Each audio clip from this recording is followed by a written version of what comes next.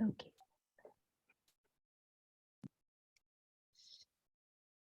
OK. Pourquoi ça ne marche pas, hein?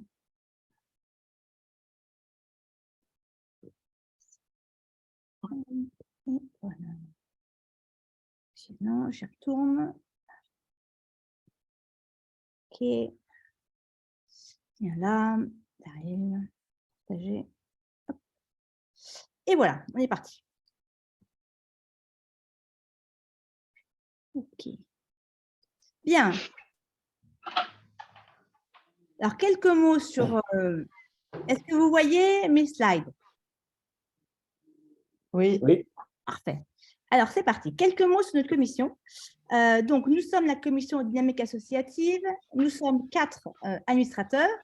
Moi, Ande et Anthony. Soraya n'est pas présente aujourd'hui. Alors, notre raison d'être, c'est venir en soutien et en support des initiatives venant des membres, soutenir et promouvoir les métiers et améliorer la visibilité des adhérents, des délégations régionales et des commissions. Il y a aussi un pack de services parce qu'en étant adhérent à l'EMCC, vous avez des services que je vais vous présenter. Il y a la radio EMCC dont je vous ai parlé, la chaîne YouTube et un groupe de soutien. Donc, la radio, eh bien, c'est un quartet qui propose des interviews, des émissions et vous pouvez les retrouver ou en cliquant sur le site, sur le petit logo qui est là, ou sur Spotify, Deezer et Apple Podcast. Donc, vous recherchez, il y a plein d'émissions, c'est un ton très décalé et c'est vraiment sympa.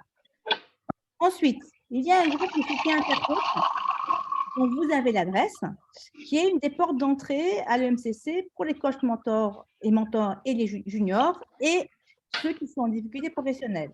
Donc, du coup, on a pas mal d'objectifs. Sortir de l'isolement, puisqu'en général, on est salarié, on se retrouve un peu tout seul quand on est coach. Il y a des questions du mois pour travailler, qui sont identiques de coach professionnel, comme sa singularité. Il y a des cas pratiques, c'est une nouveauté de 2023. Il va y avoir bientôt un groupe d'analyse de pratique pour travailler ces questionnements, de l'intercoaching pour se développer, tester sa visibilité, ses présentations, pour faire comme si on était devant des nouveaux clients, des capsules métiers entrepreneur coach. Et là, nous cherchons des volontaires pour les animer. Si parmi vous, certains ont envie de faire des petites capsules de 20 minutes sur ces sujets-là, nous sommes très preneurs. Et pour tout ça, eh bien, il faut envoyer un petit mail à notre adresse qui est soutienintercoach@emccfrance.org. Alors, donc, pour nous trouver, pour connaître nos événements, eh bien, vous allez sur le site de MCC, vous trouvez la commission dynamique associative et vous trouvez tous les thèmes, par exemple celui d'aujourd'hui. Donc, voici notre prochain programme. Donc, le 13 avril, ça sera réparer les histoires avec les pratiques narratives et nous recevrons Dina Scherer. Les webinaires de 2022 et tous ceux qu'on a fait depuis septembre 2022 sont disponibles en replay. Donc, vous aurez la liste, bien sûr. Et vous avez droit donc à des services quand vous êtes membre de l'EMCC. Donc, vous verrez dans la page services tout ce que vous avez droit. Donc, vous avez droit à l'expertise comptable, à tarif négocié. Vous avez droit En gros, la prévoyance. Il y a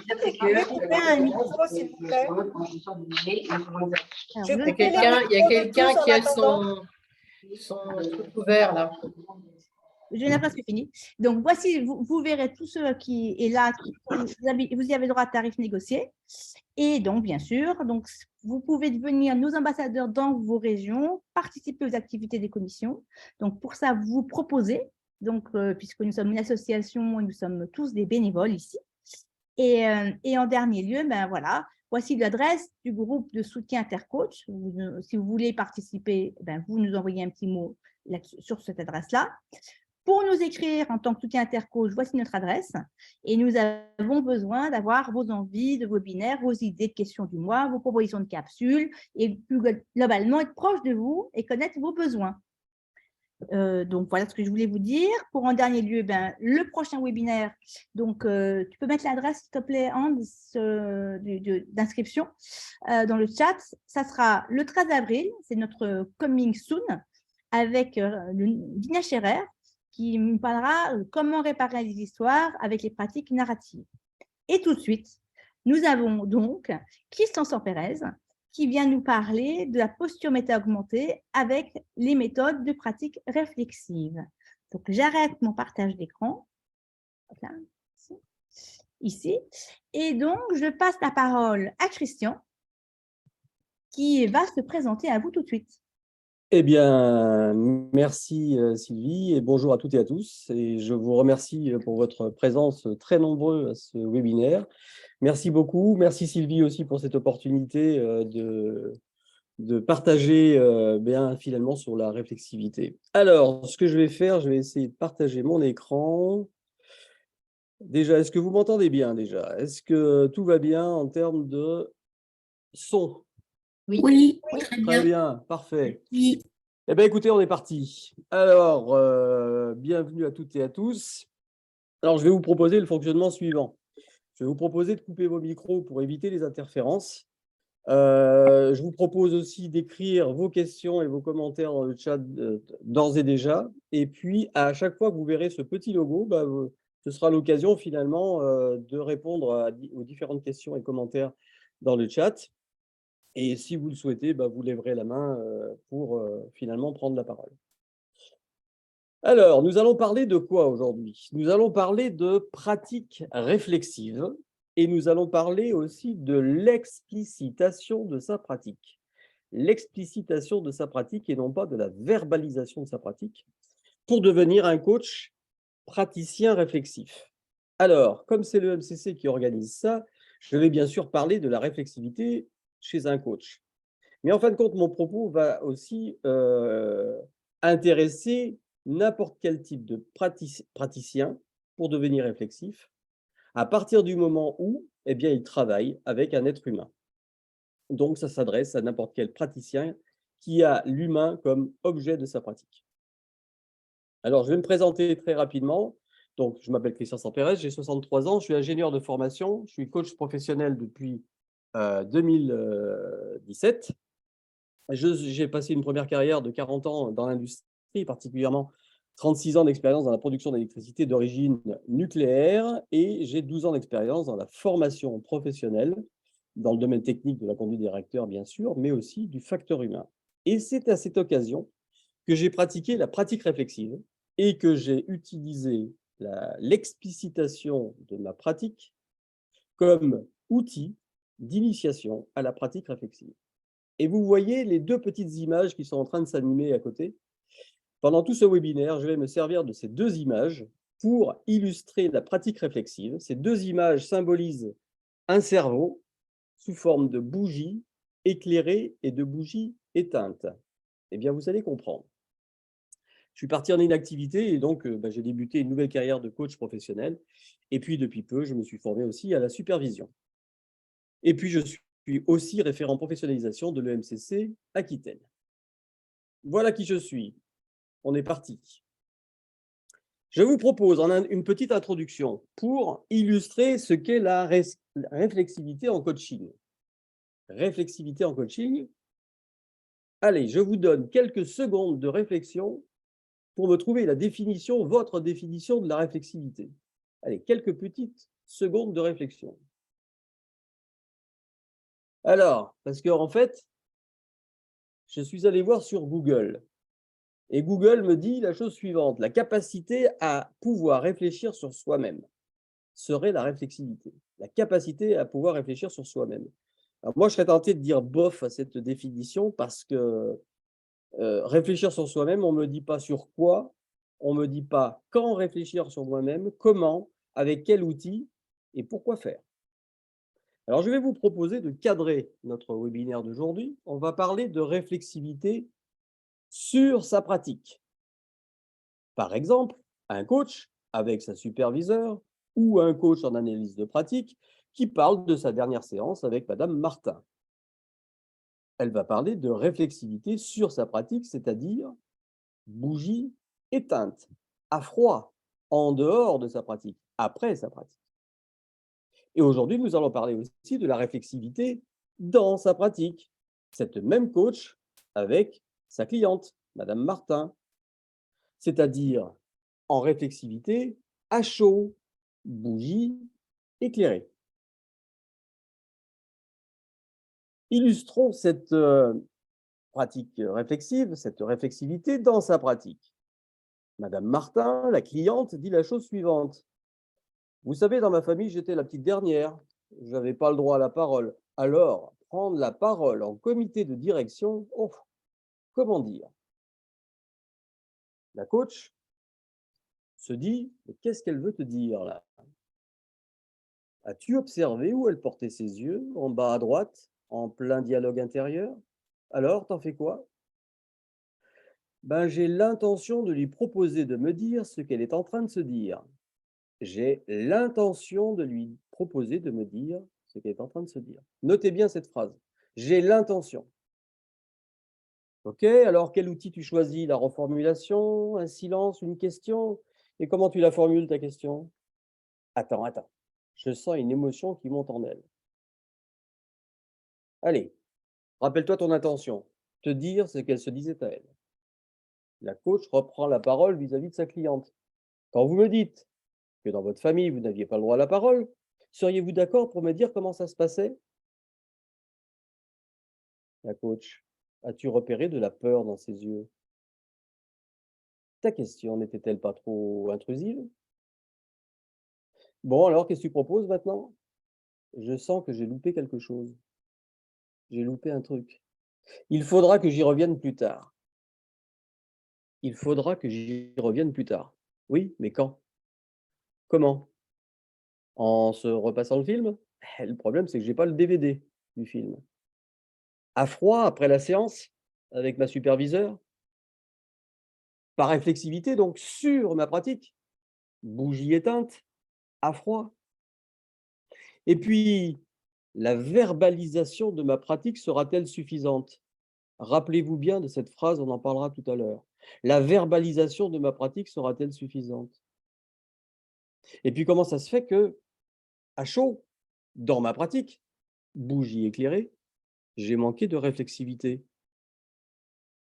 Existerait-il une pratique pour être réflexif dans ma pratique, c'est-à-dire à chaud avec ma cliente pour éviter de louper quelque chose?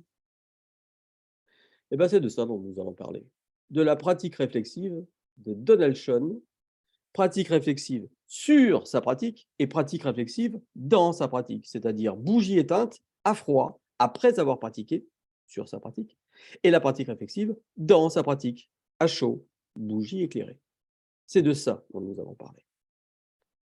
Alors, j'ai une intention dans ce webinaire.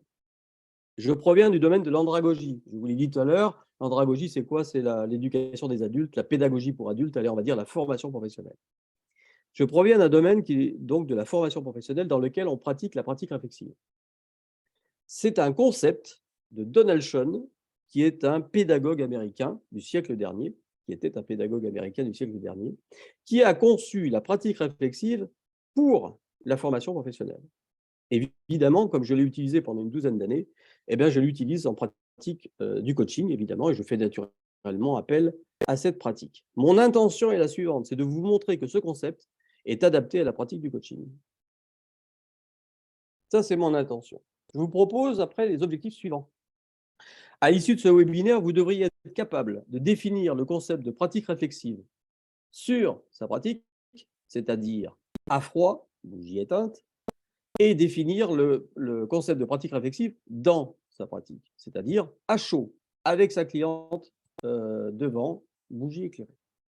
Deuxième objectif, déterminer en quoi cette métacompétence est utilisable et utile pour un coach. On se posera la question d'ailleurs, qu'est-ce que c'est qu'une métacompétence? Troisième objectif, déterminer comment on acquiert et comment on maintient et comment on développe la pratique réflexive dans sa pratique, à chaud. Et puis, dernier objectif, définir ce qu'est l'explicitation de sa pratique. Je n'ai pas parlé de verbalisation, hein. Définir l'explicitation de sa pratique comme un outil de développement de la pratique réflexive. Vous voyez que ce quatrième objectif permet de répondre partiellement au troisième objectif, comment on acquiert, maintient et en développe la pratique réflexive grâce à l'explicitation de sa pratique. Quand on parle de réflexivité, on peut vite percher son discours et de rester très perché. Donc, je vais essayer de rester le plus opérationnel possible quand même en faisant appel à quelques notions des neurosciences, parce que c'est bien de ça dont nous parlons, c'est du fonctionnement de notre cerveau. Et puis, je terminerai cette introduction par la finalité du webinaire. Cette finalité, finalement, c'est quoi? C'est de vous fournir à vous, praticiens, coachs, entre autres, des pistes de réinterrogation de votre pratique pour devenir un praticien réflexif dans sa pratique, c'est-à-dire à chaud, en pratiquant, grâce à l'explicitation de sa pratique, c'est-à-dire à froid. Et ça va me permettre, en fait, d'illustrer un point de la déclaration commune des 3 associations de coachs de l'EMCC, IFC et SFC, qui en 2012 ont écrit la chose suivante. Je cite, c'est un extrait. Le coach a la capacité, donc ça veut dire que ça s'acquiert, c'est pas inné. Le coach a la capacité d'expliciter sa pratique. Tiens, non, on parle de expliciter sa pratique, avec des références théoriques établies, lesquelles, j'en sais rien, c'est pas dit dans la déclaration commune, dans le cadre d'une démarche réflexive. Vous voyez bien que la déclaration commune de ces 3 associations de coachs font un lien direct entre la démarche réflexive et l'explicitation de sa pratique avec des références théoriques. Eh bien, c'est de ça dont nous allons parler. Alors, je vous laisse juste, je vais prendre quelques questions s'il y a déjà des questions sur cette introduction. Est-ce qu'il y a Pour déjà des l'instant, il n'y questions? a pas de questions, Christian. D'accord, ok. Alors, n'hésitez pas, si vous avez déjà des questions, est-ce que c'est suffisamment clair le cadre de ce webinaire? On va parler de démarche réflexive dans sa pratique et sur sa pratique, à froid et à chaud, grâce à l'explicitation. On est parti.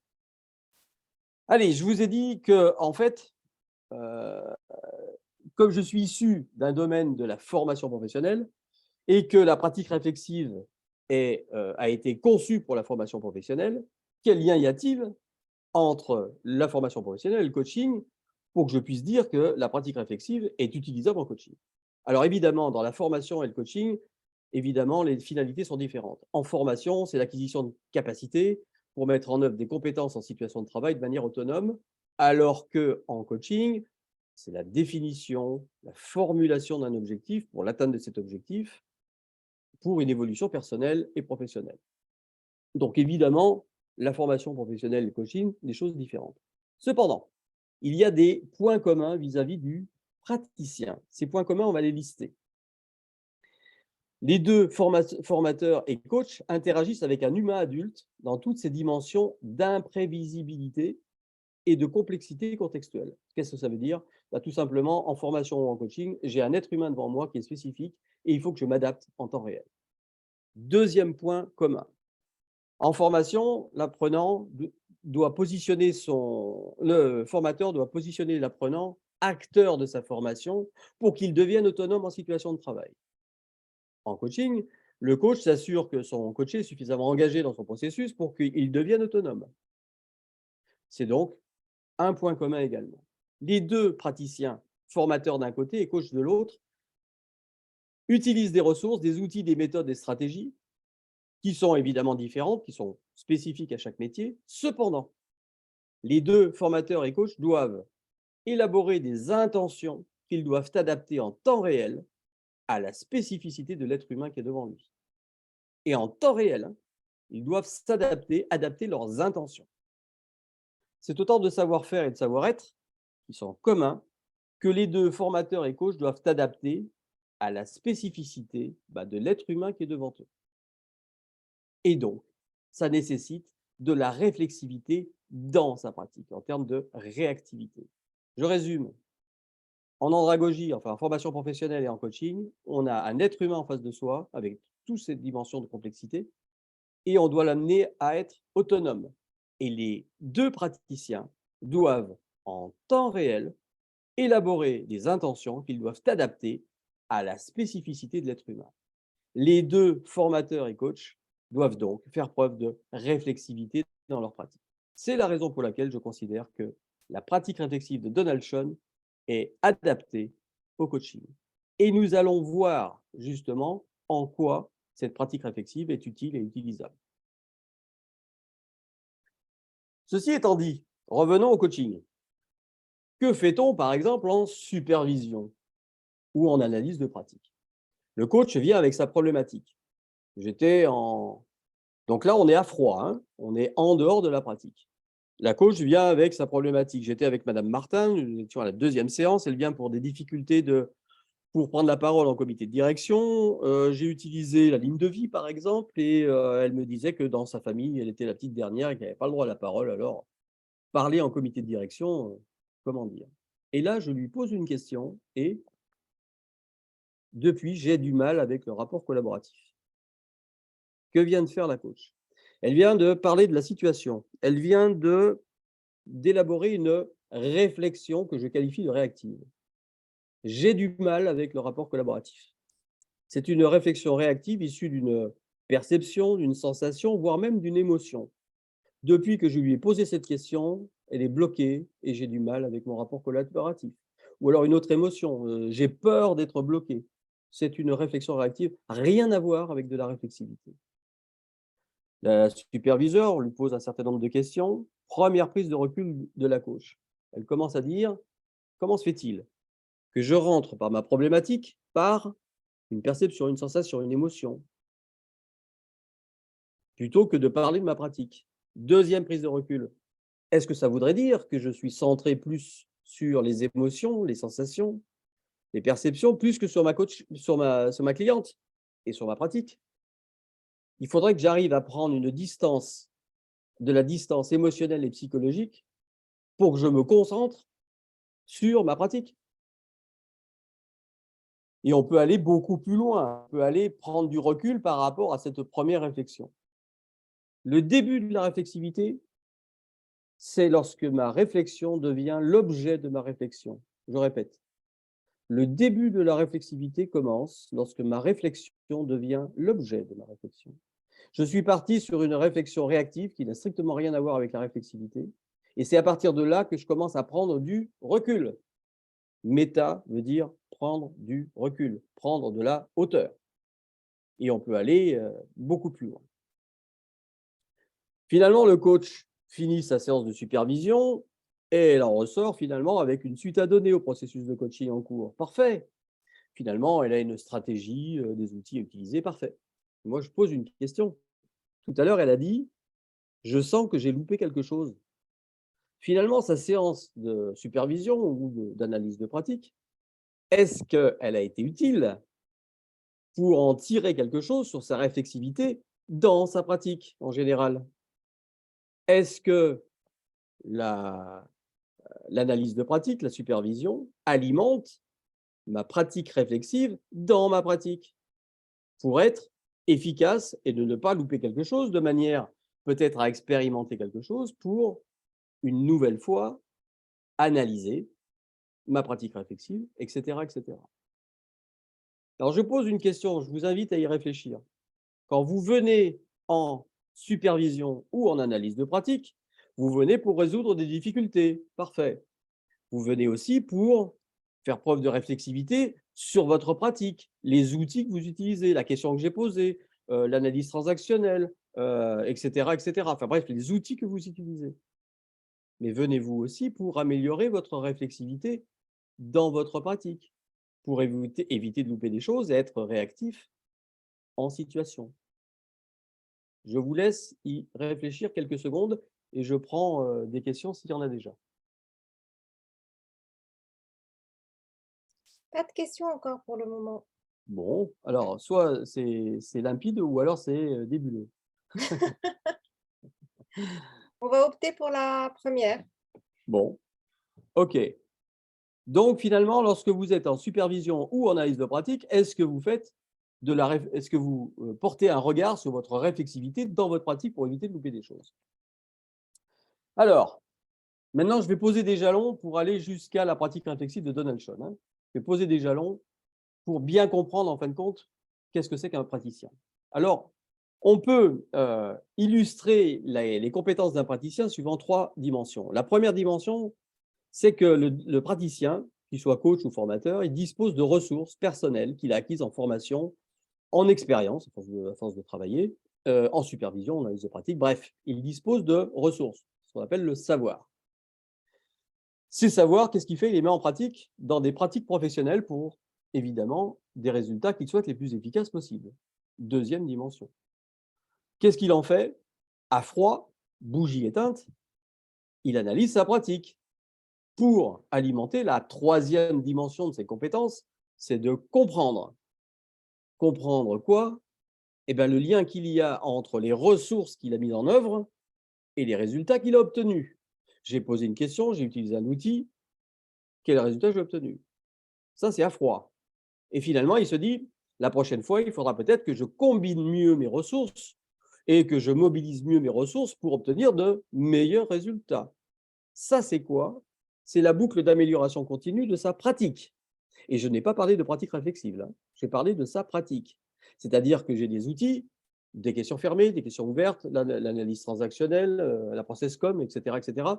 C'est la boucle d'amélioration pratique continue de sa pratique, qui consiste à analyser, comprendre le lien de ce que je mets en œuvre par rapport aux résultats obtenus, de manière à le mettre en œuvre la prochaine fois. Si j'étais en capacité d'observer en situation, à chaud, avec Madame Martin en face de moi, en capacité d'observer ce que je mets en œuvre, les résultats obtenus, d'analyser, de comprendre le lien de ce que je viens de mettre en œuvre et du résultat obtenu, de manière à peut-être réutiliser un autre outil, observer de nouveau, analyser, comprendre, agir, observer, analyser, comprendre, agir, et de boucler non plus à froid, mais à chaud, bougie éclairée. C'est ce qu'on appelle la pratique réflexive dans sa pratique. On y reviendra tout à l'heure. Observer, analyser, comprendre, agir, cette boucle continue qui est la pratique réflexive dans sa pratique, on y reviendra tout à l'heure. Le lien, déjà, on voit un lien entre l'analyse de sa pratique et la pratique réflexive dans sa pratique. Je pose un autre jalon pour aller plus loin. Je vous ai dit que quand on parle de réflexivité, eh bien évidemment, on parle du fonctionnement du cerveau. Alors, on ne va pas faire beaucoup de neurosciences, mais on va faire un tout petit peu. Sur le fonctionnement du cerveau, j'ai une très mauvaise nouvelle à vous annoncer, une très bonne nouvelle. Alors, on va commencer par la très mauvaise qui vient de Donaldson lui-même, celui qui a conçu la pratique réflexive dans sa pratique. Il nous dit la chose suivante. Les praticiens en savent plus que ce qu'ils peuvent en dire. Je répète, les praticiens en savent plus que ce qu'ils peuvent en dire. Ça veut dire quoi? Si je vous demande, là, en brûle pour point, qu'est-ce que vous allez faire en coaching ou dans votre pratique? Vous allez m'en dire 15% de ce que vous savez faire. Vous voyez, ça fait à peu près 15 minutes que je parle. Je traduis ma pensée sous forme de langage. Je suis infichu de vous dire comment je fais pour parler, c'est-à-dire aligner des mots. Pourquoi? Tout simplement parce que je fais appel à ma mémoire procédurale, qui est on a 5 mémoires dans notre cerveau, dont la mémoire procédurale, qui est totalement implicite. Je ne sais pas comment je fais pour aligner sujet, verbe, complément, c'est acquis. Ça va me demander beaucoup d'efforts pour savoir comment je fais. Si vous sortez d'une séance de coaching en disant « j'ai du mal avec le rapport collaboratif », si vous verbalisez votre pratique, vous allez en dire que 15%. Je vais vous donner un autre exemple.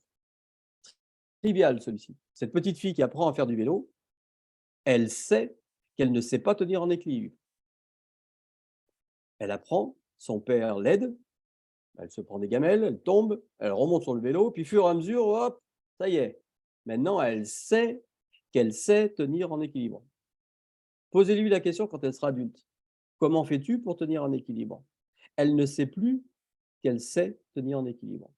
Ce que je viens de dire là, je ne sais pas que je sais. Pardon. Je sais que je ne sais pas tenir en équilibre. Je sais que je sais tenir en équilibre. Je ne sais plus que je sais tenir en équilibre. Ça, c'est Abraham Maslow qui a défini finalement le processus d'apprentissage et le processus, en fin de compte, d'acquisition de toute notre mémoire procédurale. Et à un moment donné, quand on pratique, eh bien, on ne les praticiens en savent plus que ce qu'ils peuvent en dire. Si vous verbalisez votre pratique, eh bien, vous n'en sortirez que 15% de ce que vous savez faire. Et si vous faites de la réflexivité sur ces 15%, vous voyez un petit peu le manque de richesse de votre réflexivité. Et ça, c'est rédhibitoire. C'est fonction de ce qu'on a dans notre cerveau. Notre cerveau, il est comme ça. Et ça s'explique très bien par les neurosciences, mais ce n'est pas l'objet. Donc ça, c'est une très mauvaise nouvelle. Parce que si je fais de la réflexivité sur de la verbalisation de ce que je sais faire, je ne vais pas pouvoir faire beaucoup de réflexivité.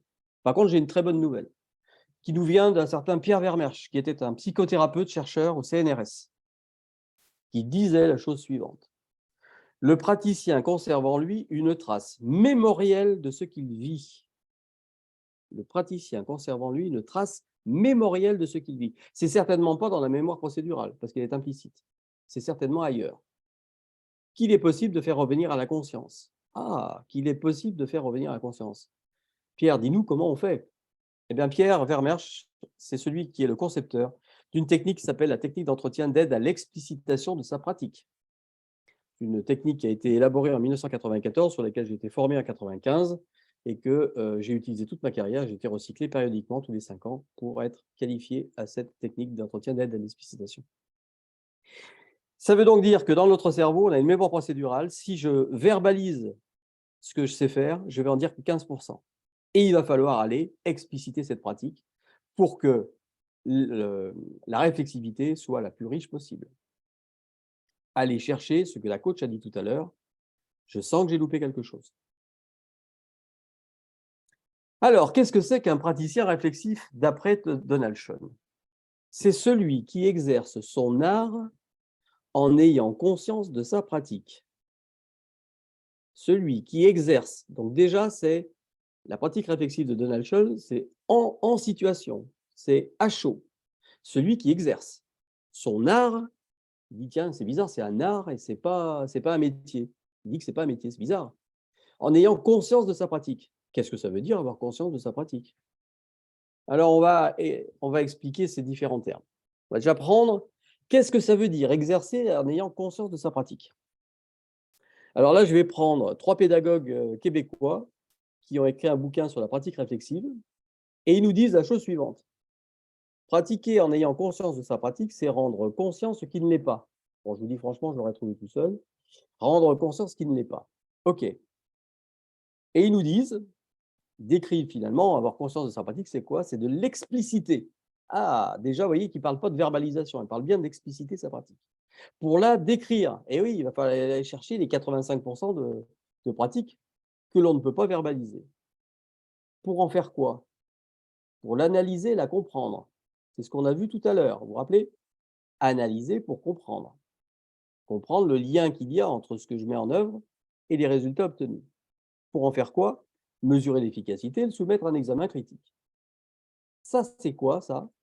Ben ça, c'est du domaine du métier. C'est exactement la même chose qu'un artisan qui fait une pièce métallique et une fois que la pièce métallique est terminée, il la regarde à froid, puis il dit « elle n'est pas terrible, ma pièce métallique, elle manque de qualité, il faudra peut-être que la prochaine fois, je fasse un petit peu comme ça, il explicite un peu sa pratique, etc. Bon, il faudra peut-être que je fasse comme ça. » Le problème, c'est que Donald Schoen nous dit que ce n'est pas un métier, un praticien réflexif, c'est un art. Quelle est la différence entre un artisan et un artiste? Les 3 pédagogues vont plus loin. Qu'est-ce qu'ils nous disent? Ils nous disent que pour devenir un artiste, il faut prendre de la distance émotionnelle et psychologique par rapport à ma pratique. Comment se fait-il? Et ça à chaud, pas à froid, mais à chaud. Pourquoi? Bah pour une raison très simple, parce que ce n'est pas des pièces métalliques avec lesquelles on travaille, c'est avec un être humain. Et donc l'être humain qui est en face de nous, eh bien évidemment a des émotions ou bref, un comportement, et nous aussi par la même occasion.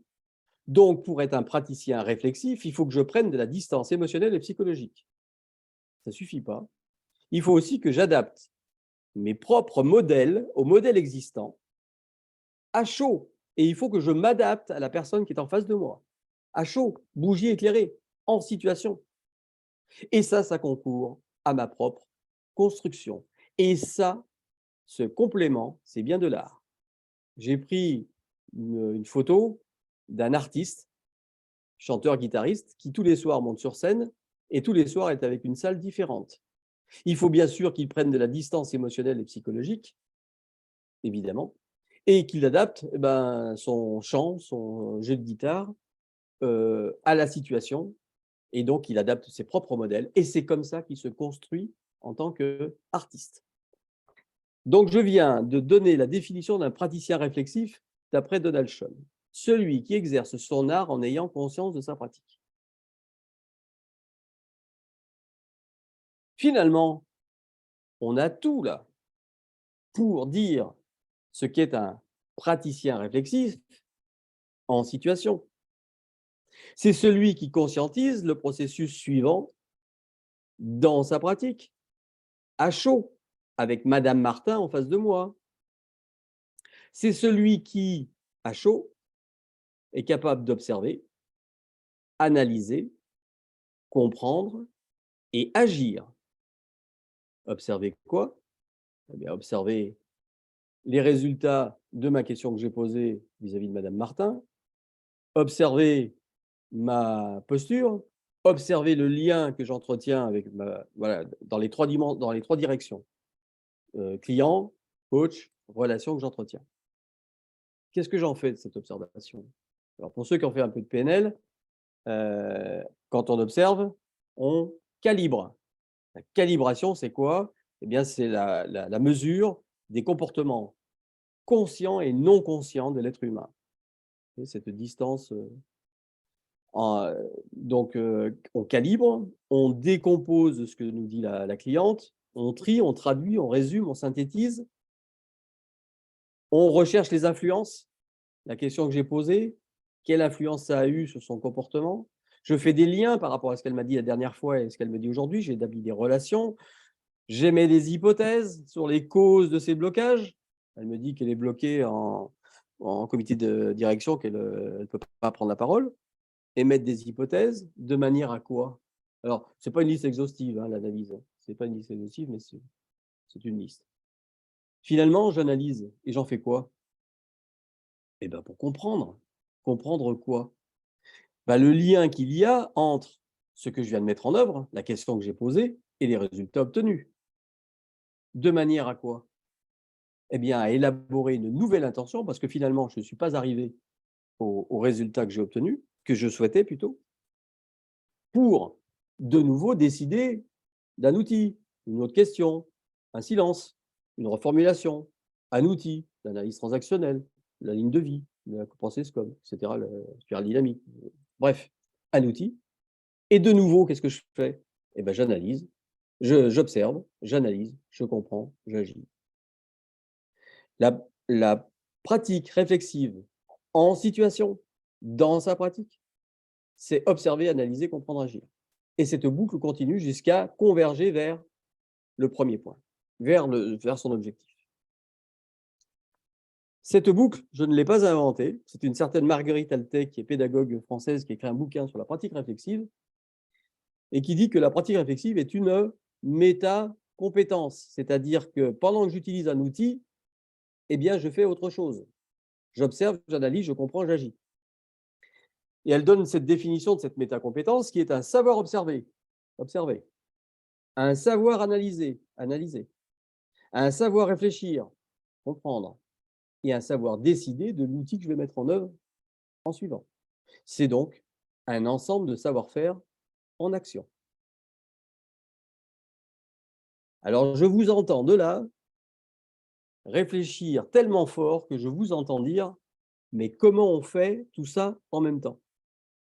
C'est impossible, impossible d'utiliser un outil et de faire tout ça en même temps. Ça doit être difficile. Vous avez raison. Mais rappelez-vous quand vous avez appris à conduire une voiture. Vous vous rappelez, il fallait débrayer, passer de vitesse, regarder le rétro à gauche, à droite, derrière, devant, faire attention à la voiture qui arrive à droite, regarder le feu qui passe à l'orange, etc., etc. C'était infaisable à faire. Et aujourd'hui, qu'est-ce que vous faites? Vous êtes en train de parler avec votre passager et qu'est-ce que vous faites? Eh bien, en même temps que vous parlez à votre passager, vous observez le fossé qui est à droite, la ligne blanche qui est à gauche. Vous analysez que vous n'êtes pas loin du fossé. Vous comprenez que si vous ne faites rien, vous allez tomber dans le fossé. et vous faites une petite correction de trajectoire. Et tout ça de manière implicite, totalement implicite. Parce que vous parlez avec votre passager et ça, vous le faites de manière implicite. Ce que vous êtes capable de faire en conduisant votre voiture, vous devriez être capable de le faire en situation d'utiliser un outil de coaching ou de formation ou d'autres. Alors moi, je vais vous dire comment je procède. Je colle sur la tête de mes clients cette boucle observer, analyser, comprendre, agir. Alors quand je vous dis que je le colle, c'est du virtuel évidemment, je ne vais pas leur coller sur la tête, mais c'est du virtuel. J'ai ça en ligne de mire pour finalement savoir où j'en suis. J'observe, j'analyse, je comprends, j'agis. Il n'est pas nécessaire, si vous voulez, de pousser très loin l'analyse ou très loin la compréhension, ce n'est pas grave. C'est-à-dire que finalement, j'ai analysé, je pense avoir compris quelque chose. Allez, je renvoie une question ou un silence ou une formulation ou un outil pour confirmer finalement ce que j'ai compris ou analysé. Si c'est bon, je continue. Si c'est pas bon, ben, je renouvelle un autre outil. Ça, c'est la pratique réflexive dans sa pratique. Et vous avez raison de dire, mon Dieu, que ça doit être difficile. Et heureusement, Donald Schoen a prévu ça, parce qu'il a prévu que ce serait difficile. Et en fait, c'est pour ça qu'il a conçu 2 pratiques réflexives. Une pratique réflexive dans sa pratique et une pratique réflexive sur sa pratique. Dans sa pratique, ben vous l'avez vu tout à l'heure, c'est une métacompétence qui consiste en temps réel, bougie éclairée avec Madame Martin devant soi, observer, analyser, comprendre et agir. Mais ça, c'est pas inné. Comme disaient les 3 associations de coachs, c'est une capacité. Et donc, Donald Schoen nous dit que c'est grâce à l'entraînement à la pratique réflexive sur sa pratique, en temps différé, qu'on développe cette métacompétence dans sa pratique. Je répète, c'est grâce à l'entraînement de la pratique réflexive sur sa pratique en temps différé, donc à froid, qu'on va développer cette métacompétence dans sa pratique. Je ne parle pas de pratique, je parle de pratique réflexive. Je ne dis pas mieux utiliser son questionnement ou mieux utiliser, je sais pas, l'analyse transactionnelle, la process code, etc. Non, je parle de pratique réflexive. Il parle bien d'un entraînement. La pratique réflexive, ce n'est pas quelque chose que l'on fait quand il nous tombe un œil ou voilà, aujourd'hui, je vais faire de la pratique réflexive. Non, c'est un entraînement comme un sportif qui veut gagner le match de ce soir, il doit s'entraîner tous les jours. Il ne doit pas s'entraîner la veille du match pour gagner le match. Un entraînement, c'est quelque chose de permanent, répété, pour l'acquisition, l'entretien et le développement de la performance de la pratique réflexive. Je n'ai pas parlé de la performance de la pratique, pas des outils que vous utilisez. C'est-à-dire que c'est un entraînement à la pratique réflexive. C'est-à-dire que quand je viens en supervision ou quand je viens en analyse de pratique, en plus de regarder comment je peux mieux utiliser mon outil, le questionnement, la maïotique par exemple de Socrate ou l'analyse transactionnelle, etc. En plus de ça, il faut que je regarde comment j'observe, comment j'analyse, comment je comprends et comment je détermine l'outil qui me permet d'alimenter finalement cette boucle. Alors finalement, l'outil d'initiation à la pratique réflexive dans sa pratique, eh bien, c'est une analyse de pratique structurée. Et je souligne le mot structuré. Une analyse de pratique structurée sur sa pratique en temps différé. Pourquoi elle doit être structurée? Parce que si, en supervision ou en analyse de pratique, allez, dis-moi ce qui s'est passé, vous allez pouvoir verbaliser que 15% de ce qui s'est passé puisque c'est une mémoire implicite. Donc, il va falloir aller plus loin.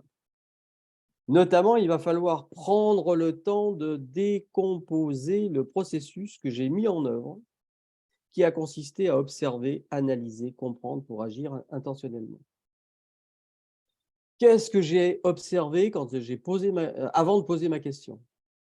Qu'est-ce que j'en ai fait comme analyse? Qu'est-ce que j'en ai compris? Qu'est-ce que j'ai élaboré comme intention? Et qu'est-ce que j'ai mis en face de l'intention? Quel outil? L'outil, c'était, seriez-vous d'accord pour me dire comment ça se passait dans votre famille? Ça, c'est la question que j'ai posée. C'est exactement la même chose que ce sportif qui a perdu la course et qui se dit, il y a un truc que je ne comprends pas. À chaque fois que je sors des starting blocks, je perds 50 centimètres sur celui qui gagne la course. Et je dois décomposer le mouvement pour comprendre à quel moment je perds 50 centimètres par rapport à celui qui gagne la course. Il faut que je décompose, il faut que je me repasse le film. Le problème, c'est que là, le sportif, lui, il a le film, mais nous, on ne l'a pas.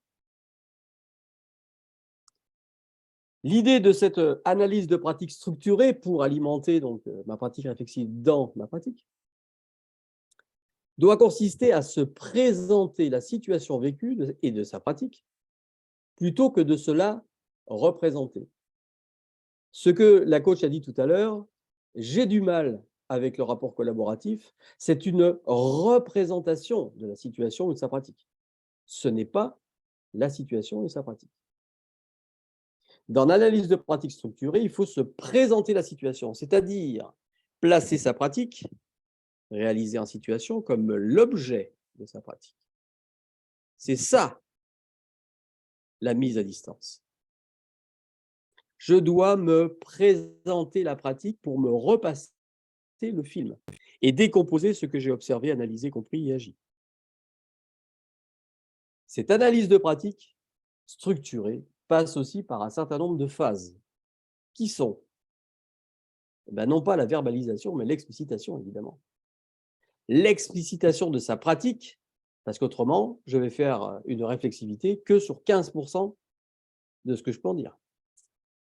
Alors, je ne vous ai pas expliqué ce que c'était que l'explicitation, on le verra tout à l'heure. L'analyse de pratique structurée commence systématiquement par une explicitation de sa pratique. On analyse finement ce que j'ai observé, analysé, compris et agi, et on va comprendre ce que j'ai loupé. Analyser, comprendre ce que j'ai loupé, de manière à conceptualiser une meilleure pratique réflexive dans sa pratique, une meilleure observation ou une meilleure analyse, une meilleure compréhension, une meilleure formulation d'intention et peut-être le meilleur choix d'un outil, de manière à expérimenter cette nouvelle pratique réflexive. Finalement, la pratique réflexive de Donald Scholl, elle est très simple. C'est une analyse de pratique structurée, à froid, bougie éteinte, sur sa pratique, qui consiste à expliciter sa pratique, non pas la verbaliser, mais l'expliciter. On verra ce que c'est que expliciter sa pratique. Analyser ce que j'ai loupé, ou ce qui s'est bien passé d'ailleurs, ce que j'ai loupé. Comprendre ce que j'ai loupé. Conceptualiser une nouvelle pratique réflexive, de manière à expérimenter. Expérimenter où? À la prochaine séance. Finalement, dans ma séance, je vais observer, analyser, comprendre, agir intentionnellement, que je vais soumettre à une analyse de pratique structurée, de nouveau expliciter, analyser, comprendre, conceptualiser, expérimenter, pour de nouveau remettre en pratique. La pratique réflexive de Donald Scholl, c'est ça en fait. Mais ça consiste à expliciter sa pratique, et ça, il va falloir voir ce que ça veut dire, expliciter sa pratique. Mais c'est une analyse de pratique structurée qui consiste à s'entraîner à la pratique réflexive dans sa pratique. On va passer ensuite après à l'explicitation de sa pratique, parce que je ne vous ai pas dit ce que c'était. Je vais déjà prendre un certain nombre de questions. Je suis sûr que ça a dû fuser. Oui, il y a 4 questions là que j'ai notées. Il y a Christophe qui demande la source des 15%. Oui. Je pense que c'est… Oui. Alors, la source des 15%, alors, je le dirai tout à l'heure, parce que ça, c'est fonction de Liesberg, en fait. La mémoire implicite, c'est un certain pourcentage, en fin de compte. Alors, j'ai pris 15% parce que c'est l'image que je prendrais tout à l'heure de Liesberg, mais c'est l'ordre de grandeur. Pierre Vermeersch nous dit effectivement que c'est de l'ordre, allez, c'est entre 15 et 20%. C'est en fin de compte ce que je peux en dire. Mais vous ferez l'examen quand vous conduisez, en fin de compte. Vous verrez que quand vous conduisez, vous faites des choses totalement implicites. Vous n'avez absolument pas conscience. Vous verrez les petites corrections de trajectoire que vous faites, c'est totalement implicite. Et essayer de verbaliser finalement ce que vous faites, c'est extrêmement compliqué. Donc, pour répondre précisément à la question, Pierre Vermeer, je dis que c'est aux alentours de 20%. Mais tout à l'heure, vous verrez, je vous parlerai d'un iceberg. J'ai pris l'iceberg parce que l'iceberg, c'est 15% de la partie émergée. Il y a une autre, l'autre question, c'est Hugues qui demande d'expliquer ce qu'est l'explicitation. Il dit, je n'ai pas bien compris pour l'instant. Oui, oui, bien sûr, mais évidemment parce que je ne l'ai pas explicité. C'est la prochaine partie. Mais évidemment, je vais vous dire ce que c'est que l'explicitation. Parce que ce que je vous ai dit, c'est que la verbalisation ne permet que de dire qu'une infime partie de ce qu'on sait faire. Donc, il faut expliciter, aller chercher. Je vais le dire, je vais y venir. Sur une séance d'1h30, cette pratique réflexive peut-elle porter sur l'ensemble ou un moment précis de la séance? Alors, quand on est en situation dans sa pratique, la pratique réflexive, elle est continue. Par contre, on va le voir justement tout à l'heure, l'explicitation de sa pratique, c'est un moment privilégié. On ne peut pas faire une analyse de pratique structurée sur l'ensemble de la séance, ce n'est pas possible. Il faut prendre un moment privilégié et ensuite après on généralise. Vous allez voir, je vais y répondre à cette question-là. Donc je résume. La pratique réflexive dans sa pratique, observer, analyser, comprendre, agir, ça c'est du début à la fin.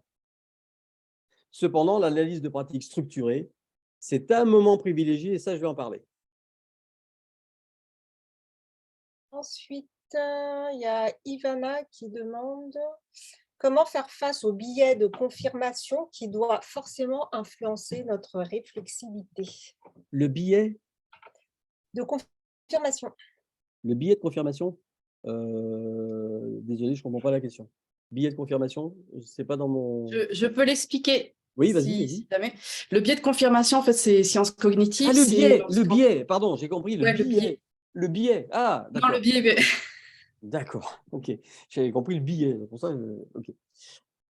Donc, alors, la question c'est, vas-y, Ivana. Eh bien, comment on fait face? Parce qu'on sait que notre cerveau, il a tendance à avoir des biais cognitifs dans le biais de confirmation, qui est celui d'aller toujours chercher l'information qui résonne le plus en nous. C'est-à-dire, on va aller confirmer toujours ce qu'on a déjà en nous. Okay. Ce qui fait que ça peut biaiser, du coup, notre réflexivité, parce qu'on va aller toujours tendance à… Donc, est-ce que notre réflexivité, quand on est face à nous-mêmes, elle n'est pas finalement… Ok. Pas aussi performante que si on le partageait avec quelqu'un, quoi. J'ai compris la question. En fait, l'explicitation, en fait, vous allez voir, on se repasse le film, en fait. C'est-à-dire qu'on se présente la situation, donc c'est des faits. Donc déjà là, eh bien, on est confronté aux faits. Et dans l'explicitation, pour l'avoir fait sur moi-même et puis pour l'avoir fait à d'autres, on est vraiment sur des faits. Et là, alors après, si on est suffisamment honnête intellectuellement, ben, les faits sont les faits. Hein. Les biais cognitifs, les croyances que l'on peut avoir, ben, les faits sont les faits. Donc, l'explicitation, justement, permet de mettre les biais de côté. Par contre, quand on est en situation, dans sa pratique, observer, analyser, comprendre, agir, là, effectivement, il y a des biais cognitifs, mais qu'on va décortiquer après en analyse de pratique structurée. Ensuite, l'explicitation de sa pratique, j'en parlerai aussi. L'explicitation de sa pratique, c'est une aide à l'explicitation, donc c'est avec quelqu'un, avec un superviseur ou un groupe de pratique qui pratique l'explicitation. Mais par contre, à force de faire cette explicitation, Pierre Vermeer nous dit que c'est un entraînement à l'auto-explicitation. Parce que justement, il y a une certaine forme de question à se poser pour ne plus être sur les biais et pour être sur les faits. Comment tu t'y es pris pour? Là, on n'est plus sur les biais. Hein. Comment tu t'y es pris pour? Je vais y venir tout à l'heure. Donc, je résume. Les biais cognitifs, évidemment, quand on est tout seul devant sa cliente ou son client, évidemment, des biais cognitifs, on en a. C'est évident. Mais en analyse de pratique, puisqu'on va expliciter les faits, on va se repasser le film, eh ben, alors, si on est suffisamment intellectuellement honnête, les biais cognitifs, ben, on les met de côté parce que les faits sont les faits. Je ne sais pas si j'ai répondu à la question, mais ça va, ça va s'éclairer sans doute avec l'explicitation. Mais oui, moi, je pratique l'auto-explicitation. Et à force de Alors, l'utiliser, oui. il y Oui, a d'autres Franck questions? aussi, ouais, il y a Franck qui parle aussi du biais. Oui. Comment s'assure-t-on que la pratique réflexive sur sa pratique n'est pas biaisée, car du Ouais. temps est passé entre l'action dans et l'action sur? Oui. Est-ce l'explicitation qui empêcherait ce biais? Oui, oui, oui. Alors oui, oui, parce que en fait, l'explicitation, comme je le dis, c'est des faits, en fait. Je le dis maintenant, mais je le redirai tout à l'heure. Quand on fait expliciter la pratique, en fin de compte, la personne, a des biais cognitifs évidemment, et comme en fin de compte, on la met ce qu'on appelle en évocation. Je vais y venir tout à l'heure, en évocation, c'est-à-dire on la remet dans la pratique. Et là, elle est carrément dedans, en fin de compte. Elle décrit ce qu'elle a fait. Je lui ai posé cette question-là, elle m'a répondu comme ci, j'ai fait ci, j'ai pensé à ça, il m'est monté une émotion, et cetera. Et là, on est dans le film. Et il y a un moment donné où la personne s'arrête en plein milieu de la phrase, lève la tête et dit: «Ça y est, j'ai compris». Parce qu'en fin de compte, on parle de faits, on ne parle pas de biais cognitifs. On parle de faits. On enlève tout ça. On enlève, tout ce qu'on peut penser, mais on est sur les faits. Elle m'a dit ci, j'ai fait ça, et cetera. Mais je vais y venir quand on va en parler sur l'explicitation, j'imagine que ça va s'éclairer. Il y a encore 2 questions. Il Oui? y a Sandra qui demande: «Quid de l'impact de l'intuition dans la pratique réflexive?» Ah ben, l'intuition, bah oui, alors dans sa pratique, d'accord, à chaud, évidemment l'intuition, elle est là. C'est-à-dire que j'ai une intuition, je ressens quelque chose dans mon analyse, je re notamment quand on calibre, voilà, je ressens quelque chose, je calibre en fin de compte, la partie, consciente et non consciente, dans le paraverbal, dans le non verbal. J'ai une intuition, j'analyse, je comprends peut-être quelque chose, et ben justement, je vais agir avec un outil qui va me permettre de confirmer ou d'infirmer ce que j'ai ressenti ou ce que j'ai ressenti, une intuition. Oui, dans la pratique réflexive, évidemment. Dans sa pratique, oui, l'intuition est intéressante. Mais il faut la bannir, en fin de compte, dans l'analyse de pratique structurée. Dans l'analyse de pratique structurée, il faut être sur les faits.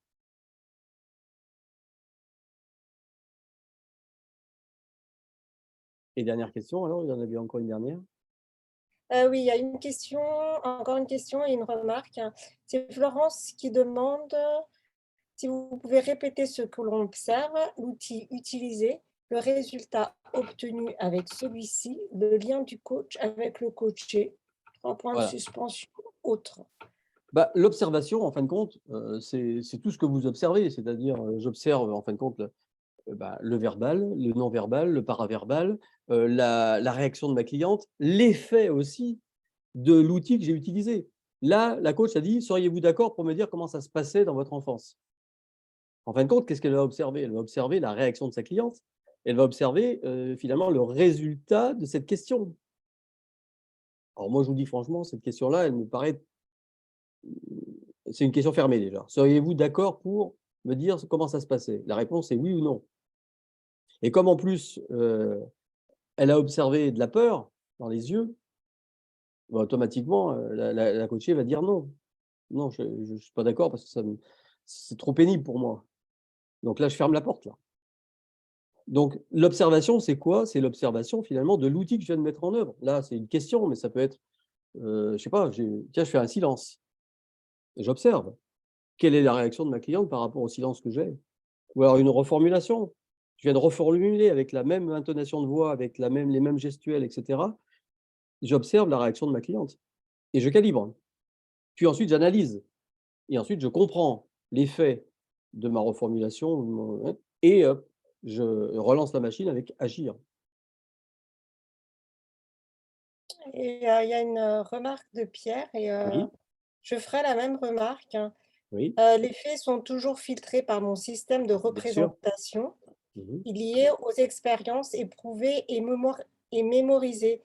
Et moi, je rajouterais justement quand vous dites on peut mettre les biais de côté, est-ce que donc avec la remarque de Pierre, Oui, comment s'assurer, même si on parle de faits, il y a pour moi, il y a toujours une interprétation quelque part. C'est Oui. pas je dis les faits et à 100%, Alors, c'est, oui, je dans veux le dire, chacun a sa bien vérité, sûr, on va dire. bien sûr. Mais dans l'explicitation de sa pratique, dans la technique d'entretien d'aide à l'explicitation de Pierre Vermersch, il y a, ça j'en parlerai aussi tout à l'heure, il y a ce qu'on appelle un contrat de communication. Ce contrat de communication a pour but de s'assurer que la personne est consentante pour comprendre les raisons pour lesquelles, ce qu'elle a dit tout à l'heure, j'ai loupé quelque chose et maintenant je suis bloqué avec le rapport collaboratif. Elle est consentante pour y aller et elle veut comprendre. Effectivement, si on commence à être sur les biais cognitifs en disant ouais, mais c'est de sa faute ou je sais pas, enfin bref, etc. Ouais, mais c'est le contexte. Là, elle n'est pas consentante. Donc là, c'est pas la peine d'aller plus loin. Mais l'aide à l'explicitation, c'est justement d'aller chercher ce qui est caché dans l'agir, ce qui est caché dans l'implicite, parce qu'elle a envie de comprendre. Si la personne n'a pas envie de comprendre, on n'est pas des magiciens, l'aide à l'explicitation ne fera rien. Donc si elle a des biais cognitifs qu'elle veut rester dessus, voilà, elle restera dessus. Enfin, pour avoir utilisé, alors je l'utilise assez peu depuis 5 ans en coaching, mais pour l'avoir utilisé dans d'autres, avec des formateurs particulièrement, et qui sont vraiment aguerris à la technique d'entretien d'aide à l'explicitation et la pratique réflexive. Alors, il y a toujours des personnes qui ont des biais cognitifs et qui ne veulent pas reconnaître des choses, ça c'est vrai. Mais quand on est vraiment bien dedans, les faits sont les faits. Hein. Et ce qu'on a loupé, on l'a loupé. Hein. Merci beaucoup, Christian. Allez, on y va. Hop, mince, qu'est-ce qui s'est passé? J'ai perdu le partage. Voilà. Bon, eh bien, il nous reste à voir ce que c'est que l'explicitation. Quelle heure il est? 19h35. OK, pile poil. Alors, qu'est-ce que cette technique d'entretien d'aide à l'explicitation de Pierre Vermersch? Alors déjà, Pierre Vermersch nous dit que expliciter, c'est rendre clair, précis et complet. Pourquoi? Parce que Donald Schoen nous dit que les praticiens savent plus que ce qu'ils peuvent en dire. Si on part de la verbalisation, la réflexivité, eh bien, elle ne sera pas riche, ce ne sera pas clair, ce ne sera pas précis, ce ne sera pas complet. L'explicitation commence toujours par une verbalisation. Allez, dis-moi déjà ce que tu peux en dire. C'est comme donc un iceberg. Un iceberg, vous avez 15% de la partie émergée et 85% qui est cachée. On va verbaliser quoi en fait? On va verbaliser l'explicite. Et comme le dit Yann Vacher, qui est un pédagogue français qui travaille depuis une vingtaine d'années sur la pratique réflexive, nous dit que le savoir du praticien est caché dans l'agir. C'est une autre façon de dire que les praticiens savent plus que ce qu'ils peuvent en dire. Hein. C'est la même chose. Et en fait, avec l'explicitation, qu'est-ce qu'on va faire? On va aller passer sous la ligne de flottaison de l'iceberg et on va expliciter l'implicite de manière à le rendre explicite et enrichir, en fin de compte, quoi? Eh bien, notre réflexivité. C'est-à-dire que notre réflexivité ne va pas porter sur 15 à 20% de ce que je peux en dire, mais va aller chercher l'implicite. On va commencer par verbaliser le quoi. On va commencer par mettre des mots sur ma représentation. Et ces mots, on va les choisir. On va se présenter sa pratique plutôt que de se la représenter. Se présenter la situation. On va en fait faire résonner notre pensée par des mots que je prononce et qu'on va entendre. Ça marche aussi très bien quand je suis tout seul, en écrivant ce que j'ai fait et en lisant ce que j'écris. Je vais peut-être raturer un mot parce que ça ne correspond pas tout à fait à ce que je pensais. Et en fait, on va faire résonner, avec un AI, résonner sa pensée à partir de cette résonance des mots que j'ai prononcés. C'est ça, mettre de la distance, entre autres émotionnelle et psychologique, par rapport à ma pratique. Et ensuite, on va expliciter, puisque la verbalisation, c'est que 15 à 20% de ce qu'on peut en dire. Et on va expliciter le comment je m'y suis pris et pour quelle intention. Comment je m'y suis pris et surtout pour quelle intention. C'est-à-dire, qu'est-ce que je cherchais à faire quand j'ai posé ma question seriez-vous d'accord pour me dire comment ça se passait dans votre famille et quand vous étiez petite? Qu'est-ce que je cherchais à faire? Et là, à partir du moment où je vais décrire précisément ce que j'ai observé, ce que j'ai analysé, ce que j'ai compris et la question que j'ai posée, je vais rendre conscient ce que Jean Piaget appelle les schèmes non conscients de ma pratique. Jean Piaget, qui est un psychologue suisse que vous connaissez certainement, qui a travaillé sur l'apprentissage et comment justement se forme la mémoire procédurale. Les schèmes non conscients de sa pratique, c'est quoi? Ce sont les processus mentaux, les micro-processus mentaux qui sont totalement inconscients. Exactement la même chose que quand je parle, ben sujet, verbe, complément, je ne sais pas comment je fais, mais je le fais.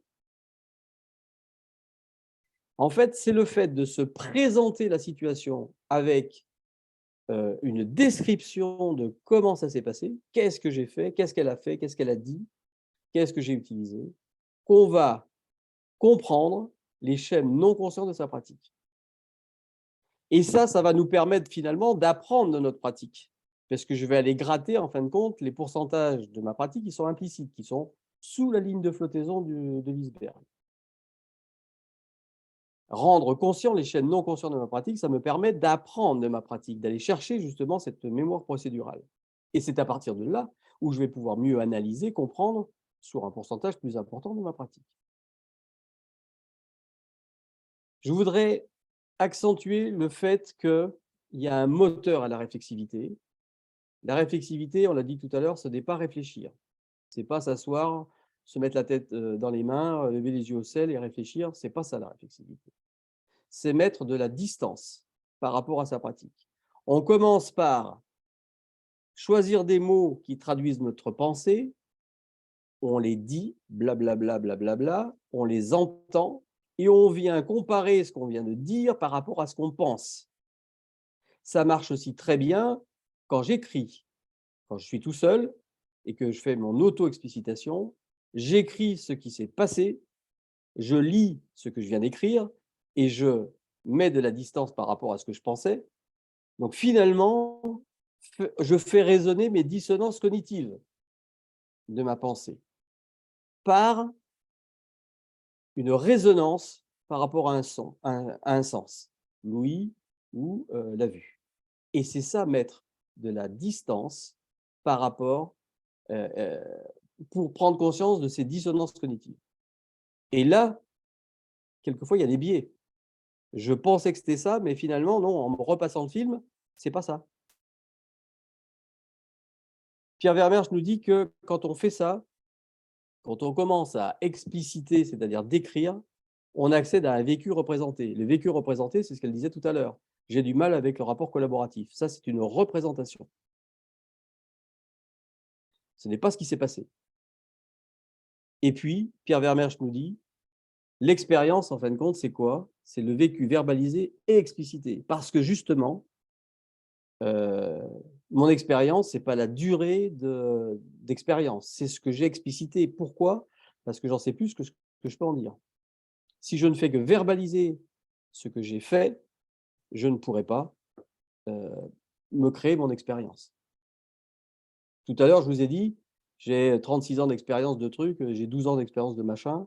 Ce n'est pas ça qui fait l'expérience. C'est ce que j'en ai explicité. Et on va voir maintenant les points clés de l'explicitation. Et je vais vous donner ensuite quelques questions de l'explicitation. Alors, la technique d'entretien de l'explicitation dure une semaine. Donc, je ne vais pas pouvoir en quelques minutes vous former à l'entretien de l'explicitation, évidemment. Et puis, le recyclage dure 3 jours. Donc, je ne vais pas pouvoir vous former là-dessus. Cependant, je vais vous en donner les points clés. Il y a 5 points clés. Et ça va répondre à une question de tout à l'heure. Premier point clé, on va initialiser. On va choisir une situation singulière. Situation singulière, c'est quoi? C'était avec Madame Martin, c'était lundi dernier, c'était la 2e séance. C'est pas quand j'utilise la ProcessCom, je suis toujours embêté avec telle et telle chose. Non, c'est pas ça. C'est une situation singulière. C'est j'ai utilisé la ProcessCom avec Madame Martin. C'était lundi dernier. L'aide à l'explicitation, ça marche aussi dans le cas d'un succès ou d'une difficulté. Parce que quelquefois, on sort d'une séance, ça s'est passé du feu de Dieu, mais on ne sait pas pourquoi. ben, il y a 85% de on ne sait pas pourquoi. Donc ça marche dans les deux sens. On initialise. Deuxième point clé, on focalise. Et ça répond à une question de tout à l'heure. Dans l'explicitation, on ne peut pas expliciter la totalité de la séance. On va choisir, focaliser sur un moment jugé déterminant parce qu'il est opaque. Et oui, il est sous la ligne de flottaison du l'iceberg. Je ne sais pas pourquoi, mais depuis, je suis bloqué et j'ai du mal avec le rapport collaboratif. Ma cliente est bloquée, c'est opaque, je ne sais pas pourquoi. Et c'est un moment déterminant. C'est à partir du moment où j'ai posé cette question-là, seriez-vous d'accord pour me dire comment ça se passait quand vous étiez petite? À partir de ce moment-là, tac, elle s'est bloquée. Et je ne sais pas pourquoi. Donc, vous voyez qu'on va focaliser quelquefois sur, dans une séance qui a duré 1 heure et demie, on va focaliser sur 3 secondes, sur ces 3 secondes. Mais on va revenir en arrière. Troisième point clé, on va élucider. C'est-à-dire qu'on va mettre l'interviewé en évocation. Comment tu t'y es pris pour poser cette question-là? Et c'est bien important de citer les deux. Comment tu t'y es pris pour ce que tu cherchais à faire? Qu'est-ce que tu cherchais à faire et comment tu t'y es pris pour faire ce que tu cherchais à faire? On va commencer évidemment par verbaliser, évidemment. On va verbaliser quoi? On va verbaliser le procédural et on va verbaliser le tout le procédural. C'est-à-dire tout ce qui s'est passé en amont.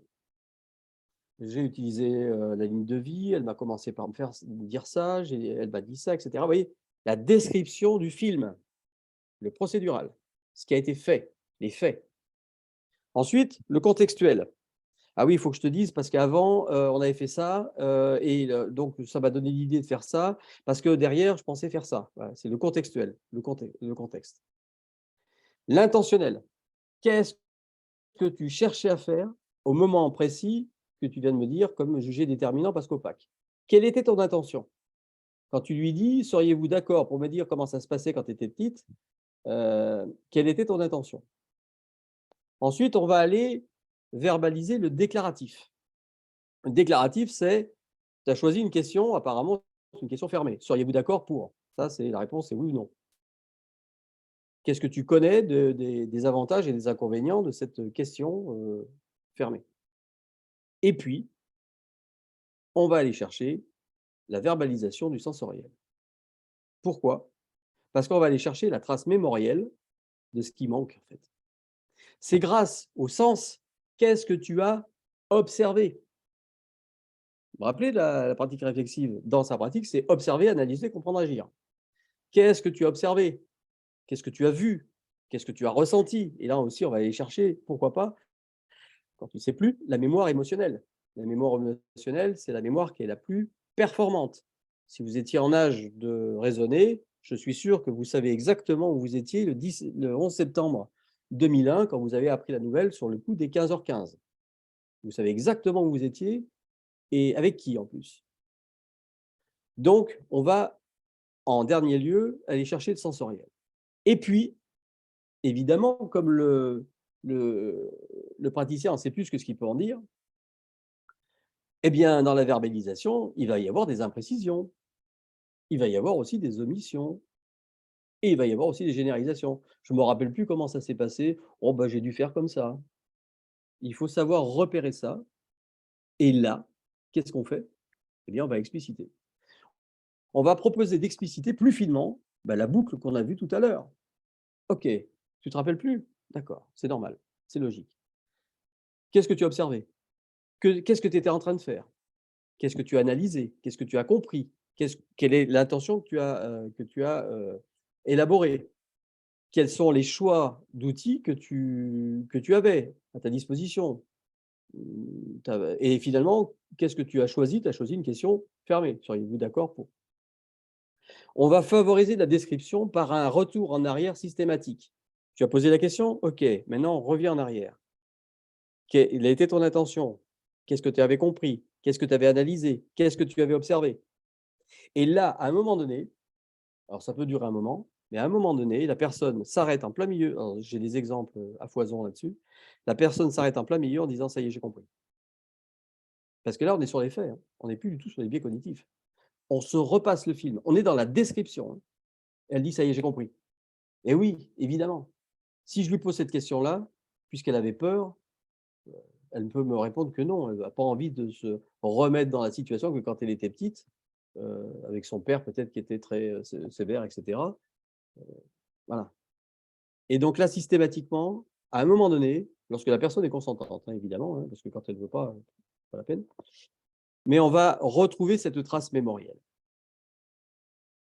En fait, cette technique d'entretien de la l'explicitation, elle est tirée de la PNL et on a des indicateurs. On a plein d'indicateurs, dont celui-ci, le mouvement des yeux. Dès que la personne commence à lever les yeux, par exemple, alors quand je la regarde en haut à droite, c'est que là, elle est dans un visuel remémoré. Et là, elle est en situation, elle est en évocation. Lorsqu'elle utilise le présent, je lui dis ça et puis elle me dit ça. Oui, c'est vrai, effectivement. Vous voyez, quand la personne utilise le présent. Elle ne dit pas elle m'a dit ça, alors j'ai dit ça. Vous voyez, elle utilise le présent. Là, le présent, elle est vraiment dans le film. C'est des indicateurs. Et en fait, à un moment donné, ce que nous dit Pierre Vermersch dans cette technique d'entretien à l'explicitation, c'est qu'on vient provoquer la prise de conscience. On vient la provoquer par la mise en lumière, finalement, de ce que j'ai loupé. Est-ce que j'ai mal observé? Est-ce que j'ai mal analysé? Est-ce que j'ai mal compris? Ou est-ce que j'ai mal formulé mon intention? Ou est-ce que je n'ai pas pris le bon outil?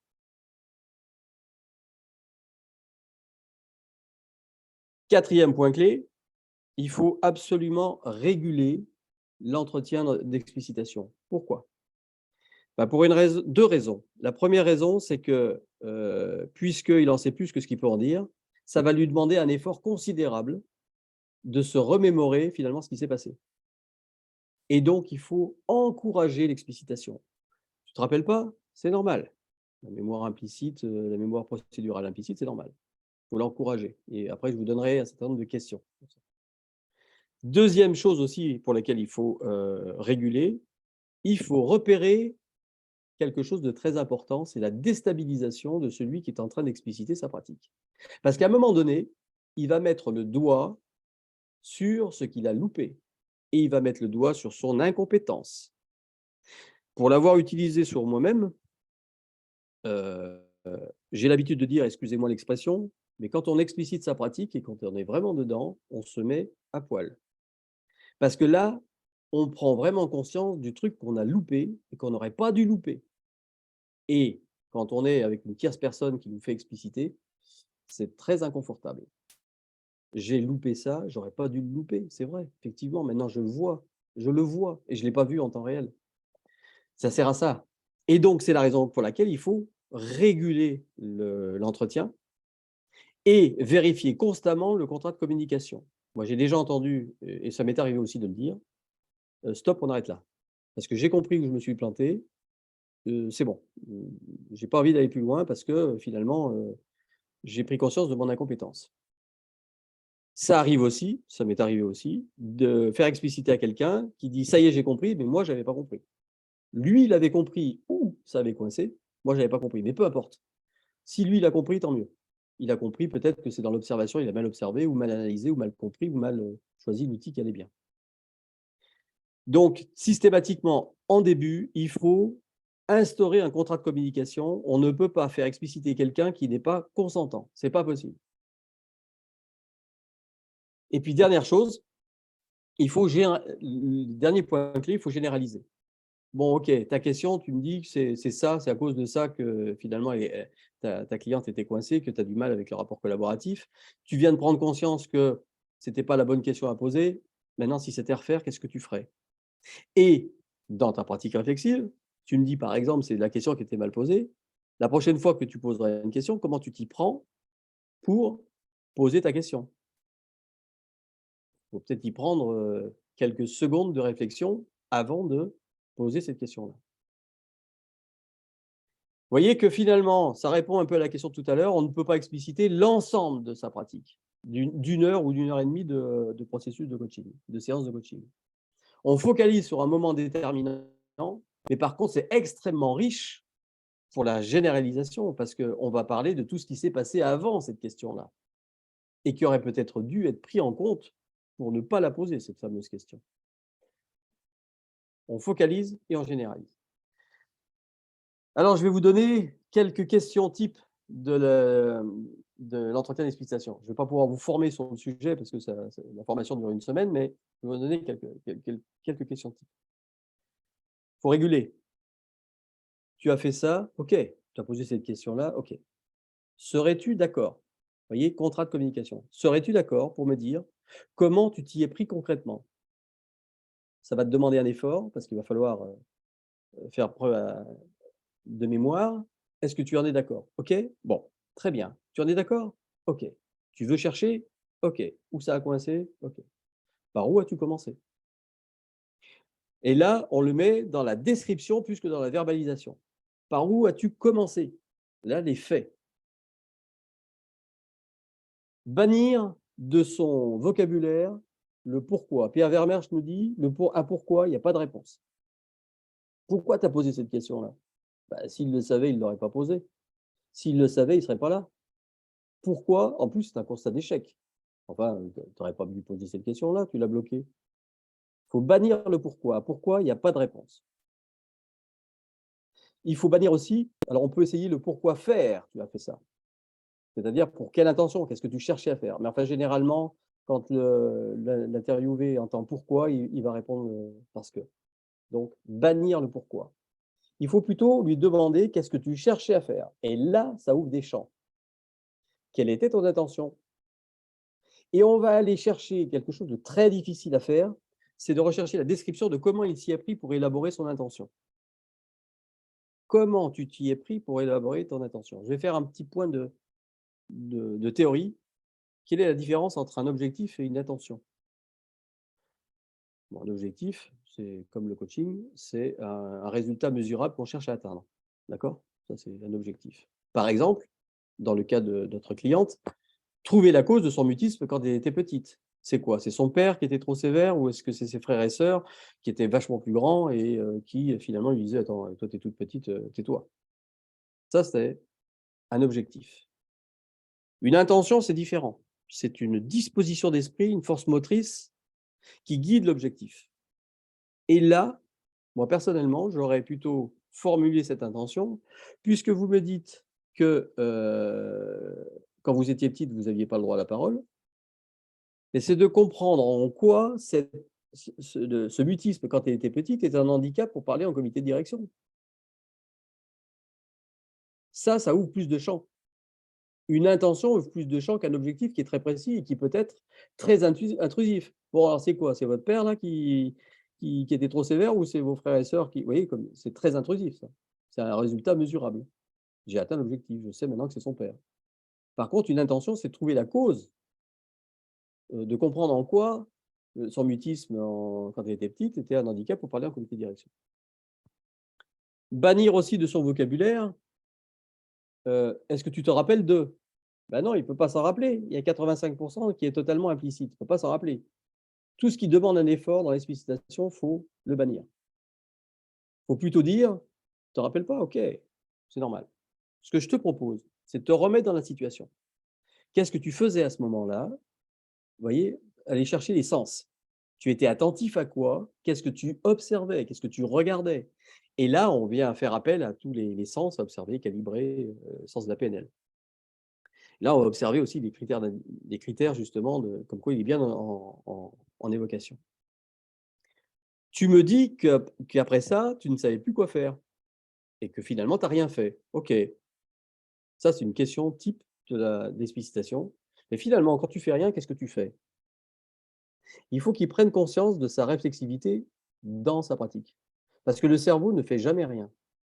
Même quand je dors, je rêve.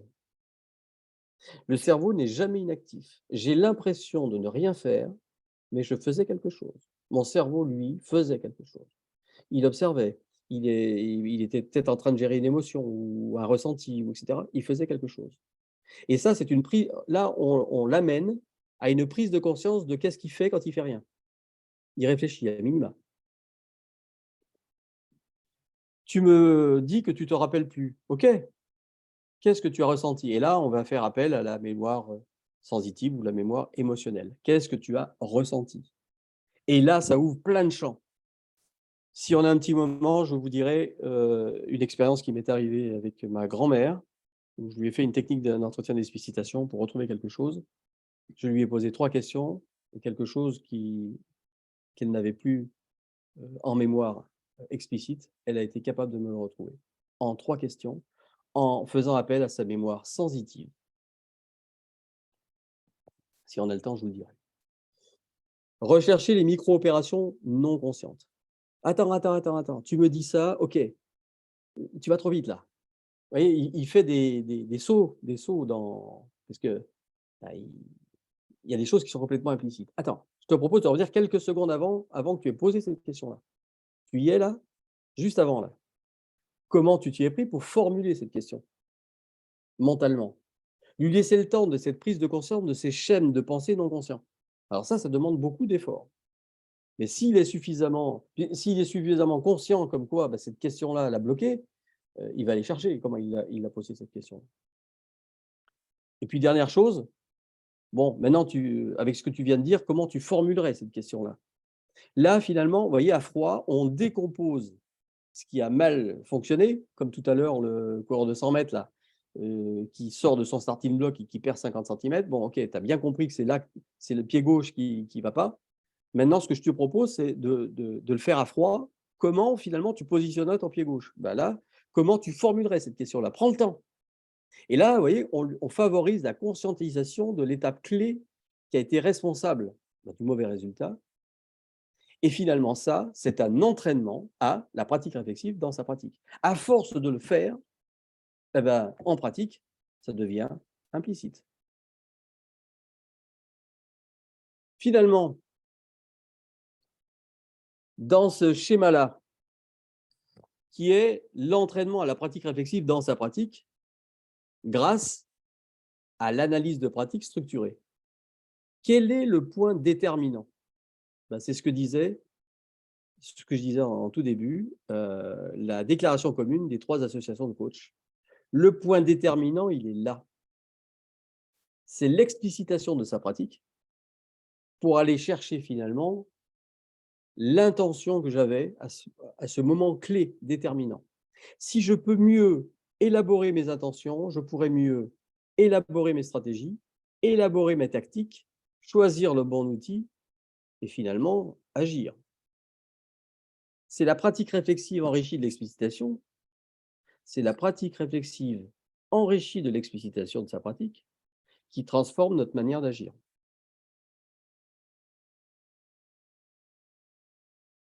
Le point clé, il est là.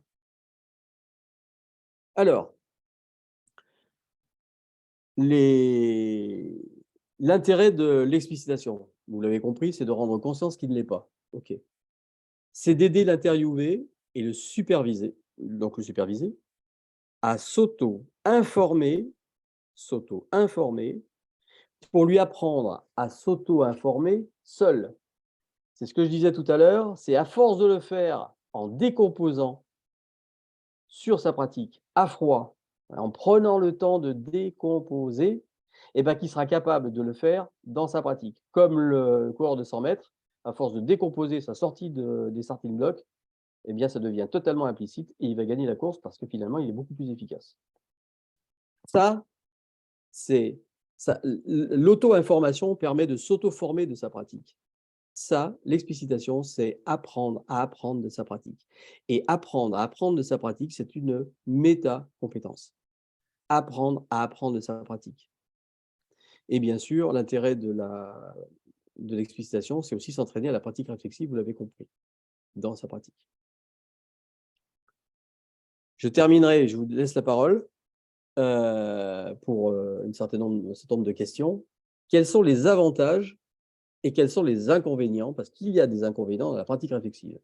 Et oui. Les avantages, eh ben, d'aider le coach pour une meilleure sérénité en séance. Pourquoi? Parce qu'il a un outil supplémentaire. En plus du questionnement maïotique, en plus des outils du coaching, l'analyse transactionnelle, etc., eh bien, il a un outil supplémentaire qui est la pratique réflexive dans sa pratique, sur lequel il s'entraîne, pour mieux observer, mieux analyser, mieux comprendre et mieux finalement choisir l'outil qui va bien. Ça lui permet finalement une meilleure acceptation de sa confrontation à l'inconnu, puisqu'il va se confronter à un être humain qui est spécifique, etc. Ça améliore aussi le rapport affectif à la complexité. On entend souvent quelquefois, voilà, avec ce client-là, c'est un peu compliqué, je redoute un petit peu la séance qui va venir. Le fait de s'entraîner à la pratique réflexive nous donne un outil supplémentaire pour mettre de la distance avec notre pratique, de prendre cette position méta, améliorer le rapport affectif à la complexité de l'être humain que j'ai en face de moi. C'est un entraînement à l'auto-observation, notamment sa position méta. Méta, en grec, ça veut dire plus loin, prendre de la distance. Voilà. Je crois que c'est Archimède qui disait pour comprendre le monde, il faut s'élever. Donc, c'est un entraînement à l'auto-observation. Ça permet, ça je l'ai dit tout à l'heure, de mieux élaborer ses intentions. C'est quelque chose pour un praticien qui est extrêmement difficile. Faites l'exercice la prochaine fois que vous serez en séance. Qu'est-ce qui a fait que j'ai posé cette question-là? Qu'est-ce que je cherchais à faire? Ou, tiens, j'utilise un outil. Qu'est-ce que je cherchais à faire avec cet outil? Vous allez voir que c'est extrêmement compliqué, déjà en séance, mais même à froid. Hein. Finalement, posez-vous la question, j'ai utilisé tel outil, mais qu'est-ce que je cherchais à faire finalement? Vous allez voir, c'est très compliqué. Et la pratique réflexive permet justement de mieux élaborer ses intentions et donc de mieux élaborer sa stratégie et donc de mieux élaborer sa dimension tactique et les outils que j'utilise. Et aussi, Donald Scholl nous dit la chose suivante, c'est que ça contribue à l'approfondissement du travail sur son soi professionnel. L'approfondissement du travail sur son soi professionnel, et notamment la congruence, puisque finalement, ça me donne des perspectives de développement pour être le coach que je souhaiterais être. Mieux être en séance. Les inconvénients, oui, il y en a.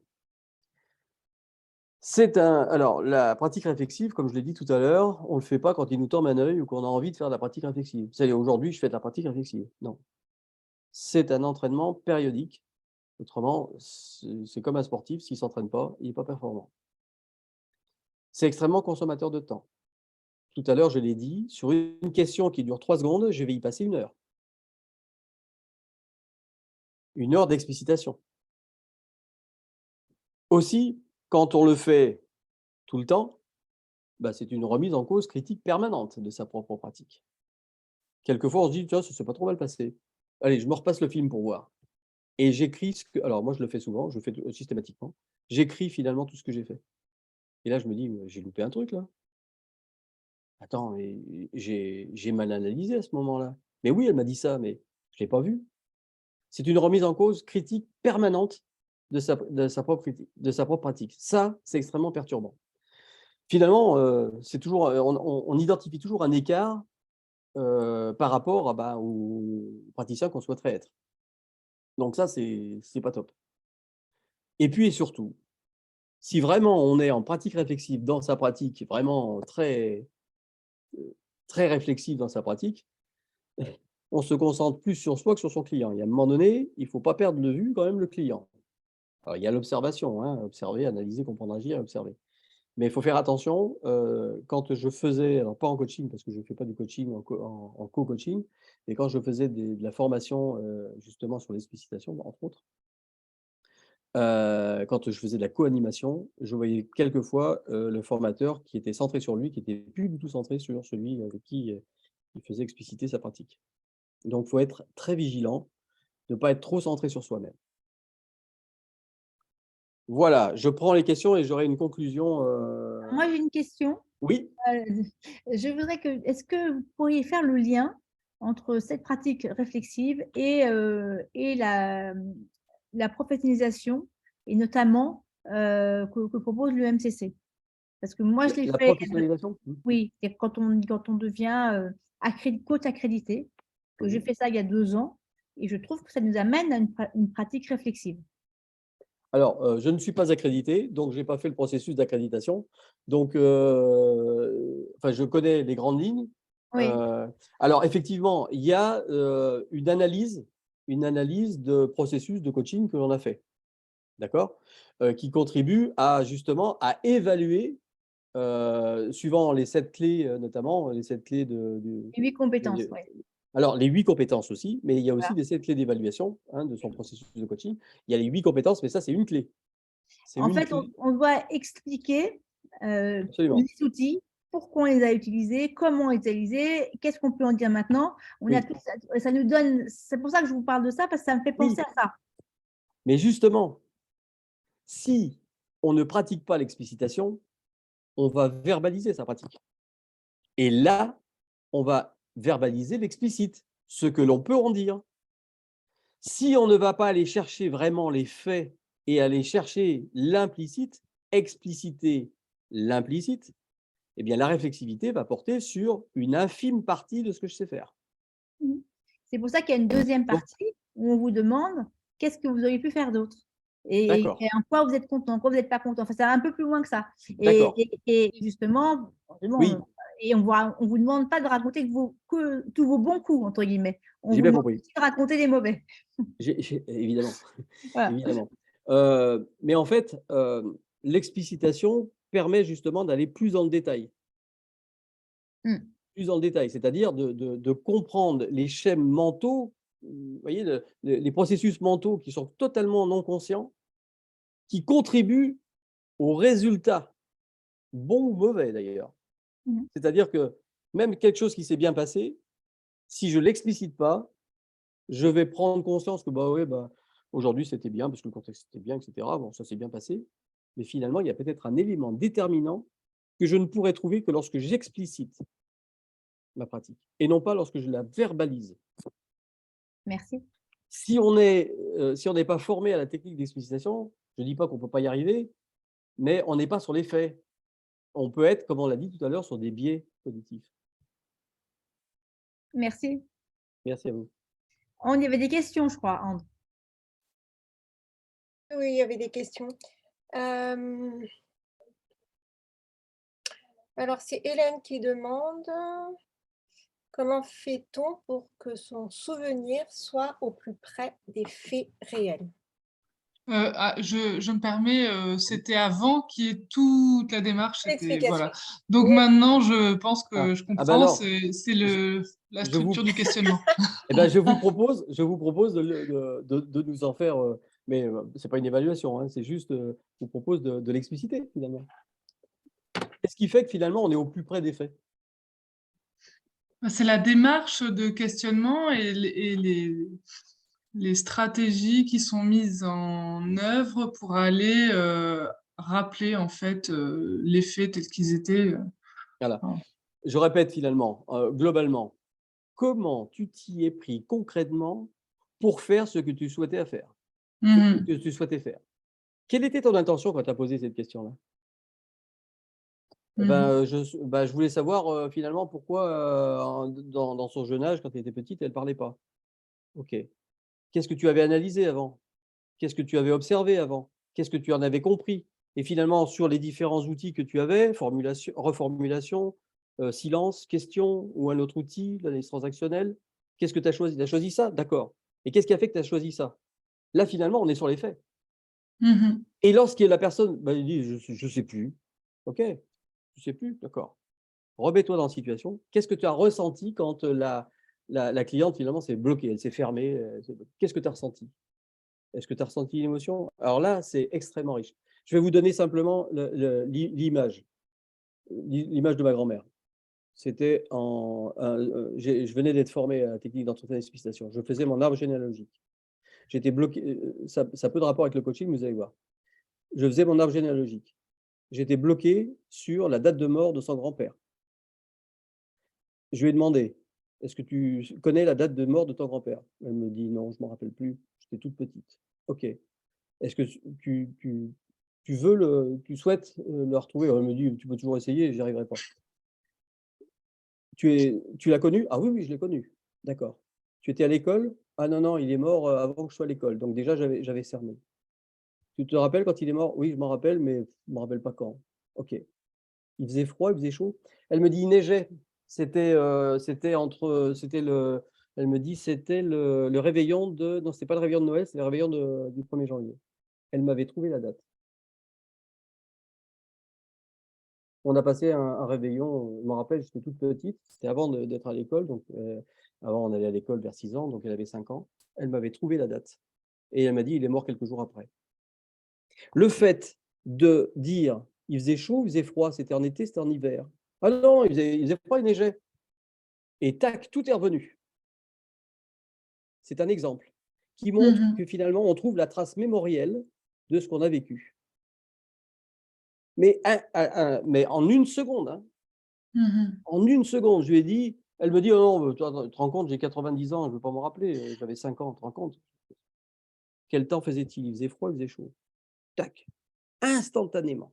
Elle a retrouvé par la mémoire qui est la plus efficace, la mémoire sensorielle, la mémoire émotionnelle. Et tout revient. Et là, elle s'est mise à pleurer. Je ne savais pas que je savais, elle m'a dit. J'en ai encore la chair de poule. Oui, en fait, c'est ça, c'était de me dire que en effet, ma mémoire sensorielle est très forte, notamment émotionnelle, mais parfois, ce qui déclenche une question, ce qui déclenche l'utilisation d'un outil en coaching, c'est un mot prononcé par le client, ça peut être assez subtil et c'est pas tous les jours, enfin, c'est pas facile toujours de se souvenir exactement ce qui a été déclencheur de notre décision à l'instant T. Mais je comprends qu'avec la manière qu'on a d'aller cadrer le moment T, on arrive après à aller retrouver ça. Voilà. Vous savez, C'était ma question. vous savez la différence qu'il y a entre une décision prise par votre cerveau et une décision que vous prenez consciemment. Notre cerveau prend 35 000 décisions par jour. 35 000 décisions par jour. Et on en a conscience que de quelques pourcents. Hein. Entre une décision que prend votre cerveau, c'est quelques centièmes de millisecondes. Et entre la décision que vous prenez vous consciemment, c'est 11 secondes. Il y a des études de neurosciences qui ont été faites là-dessus. Donc ça, c'est pas moi qui le dis, hein, c'est les neuroscientifiques qui le disent. La décision consciente, c'est 11 secondes. La décision de votre cerveau, c'est quelques centièmes de millisecondes. C'est-à-dire que vous avez conscience bien après que votre cerveau ait pris conscience. Mais ça veut dire que vous êtes programmé à cette décision-là. C'est comme ça et le fait d'expliciter votre pratique à froid va vous permettre de retrouver, avec la mémoire sensorielle et émotionnelle, va retrouver finalement ces schèmes, ces processus mentaux qui sont implicites, qui vont trop vite pour votre conscience, trop vite. Mais à force de décomposer le mouvement, à force de le faire, vous apprenez de votre pratique parce que vous décidez tout seul. Vous avez l'impression que ça se fait tout seul. Elle a fait ça, la cliente, tac, j'ai posé une question. Mais non, c'est votre cerveau qui l'a fait. Et c'est vous, c'est votre apprentissage en fait. Et le fait de décomposer, vous apprenez à apprendre de votre pratique. Ça ne se fait pas comme ça. Hein. Oui. D'autres questions? Oui, c'est Ivana qui demande comment garder une synchronisation avec son ou sa coachée tout en pratiquant la réflexivité, sachant que si l'on ne prend pas de notes, très compliqué de tout retenir et de ne pas biaiser notre réflexivité. Ouais. Alors moi, j'écris beaucoup. Je vous dis franchement, j'écris beaucoup en processus, en séance. J'écris tout. Alors, j'écris pas des phrases, hein, j'écris des mots-clés. Et en fait, il ne se passe jamais 2 jours avant que je reprenne mes notes et je me repasse le film. Alors, il y a des gens qui me disent, moi, quand j'écris, je ne suis plus synchronisé. Alors, il ne faut pas écrire effectivement des phrases entières, autrement, on n'est plus synchronisé avec sa cliente ou son client. Mais moi, j'écris des mots-clés. Et ces mots-clés sont suffisamment forts pour que finalement ça revienne. Mais si je laisse passer 2 jours, ça y est, c'est fini, je ne sais plus ce que… Voilà, il faut que ce soit suffisamment proche.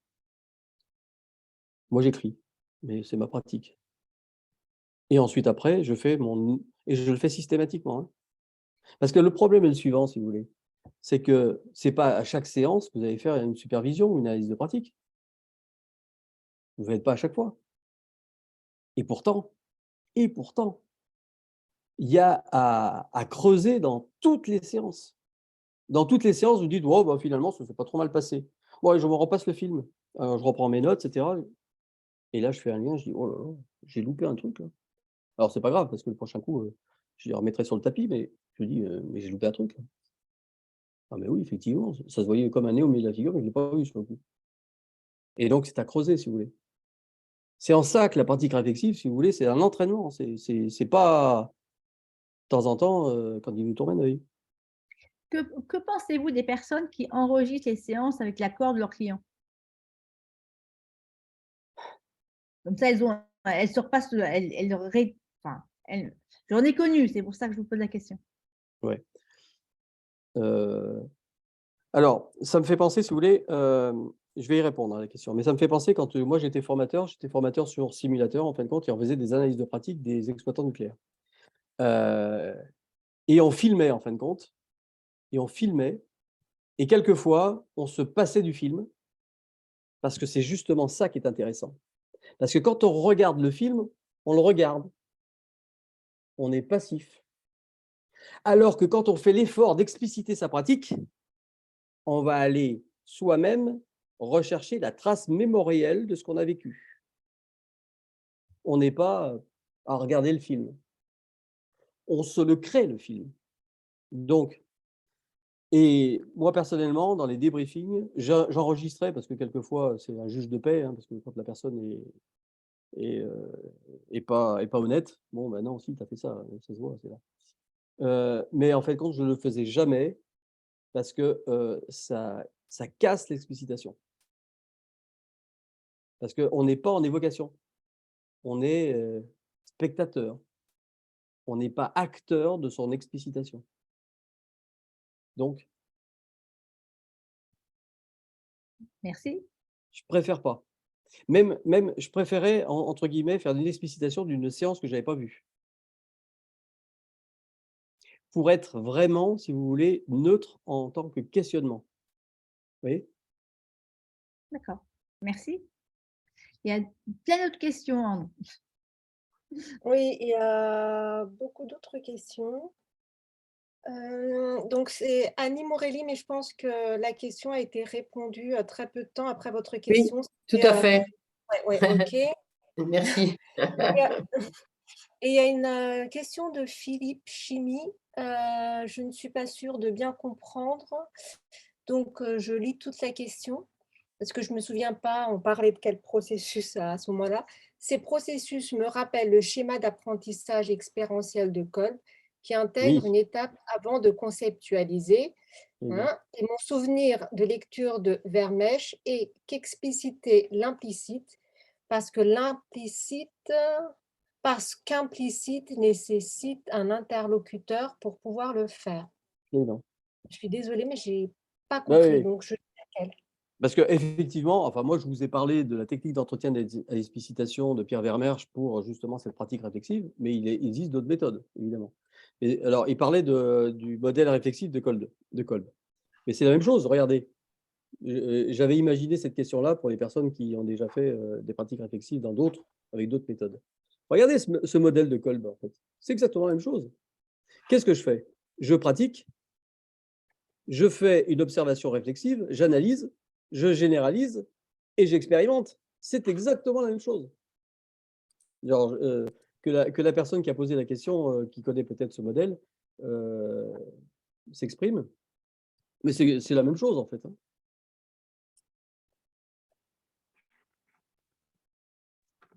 Oui, j'ai posé la question parce que moi, il me semble, et notamment en coaching, en formation aussi, mais en coaching aussi, Oui.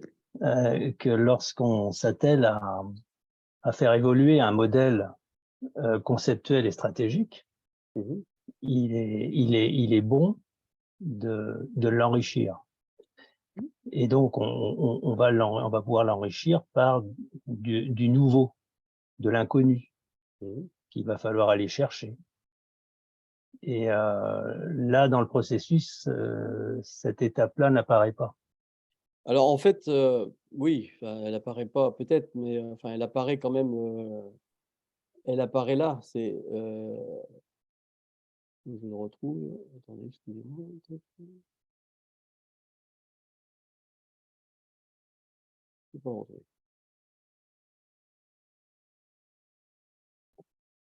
En fait, c'est un processus continu, en fait, et c'est bien évolutif. C'est-à-dire que finalement, vous faites une analyse de pratique structurée pour expérimenter une nouvelle pratique réflexive, et là, vous avez bien un processus évolutif, c'est-à-dire que c'est bien pour améliorer votre pratique réflexive.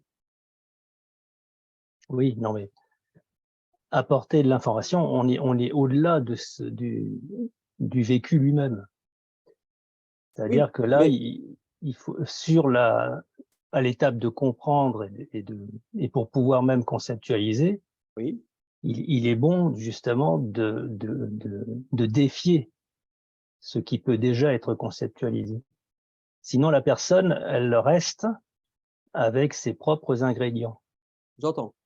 C'est, Oui, mais, vous voyez ce que je veux dire? oui, mais c'est quand même bien un processus évolutif, c'est-à-dire que Ah non, mais je dis pas. au fur et à Mais mesure, finalement, voilà, par rapport au schéma de Kolb, il me semblait que il intégrait plus d'accord, justement à ok, l'étape de conceptualisation cet enrichissement j'entends, qui va défier justement, hein, d'accord, ok. ce modèle. Sinon, la personne, elle ne va faire que Alors, je sais, rebricoler ce qu'elle sait déjà faire. bon, le modèle de Kolb, je l'ai pas utilisé personnellement, mais enfin, je sais que c'est à peu près ça. Euh, bon, vous voyez, il y a quand même pas mal de similitudes, en fait. Oui, oui, tout à fait d'accord. Mais voilà, D'accord, ok, je comprends. je vous suggérais Ok, simplement, ok, voir, ok, je voilà, si comprends, je comprends, c'était. je comprends. Et l'autre partie de ma question, c'est voilà, moi j'ai lu Vermeersch, c'est complexe et subtil, hein, C'est une lecture. je ne me suis pas formé encore, mais voilà, c'est quelque chose qui m'inspire, mais que je trouve assez complexe.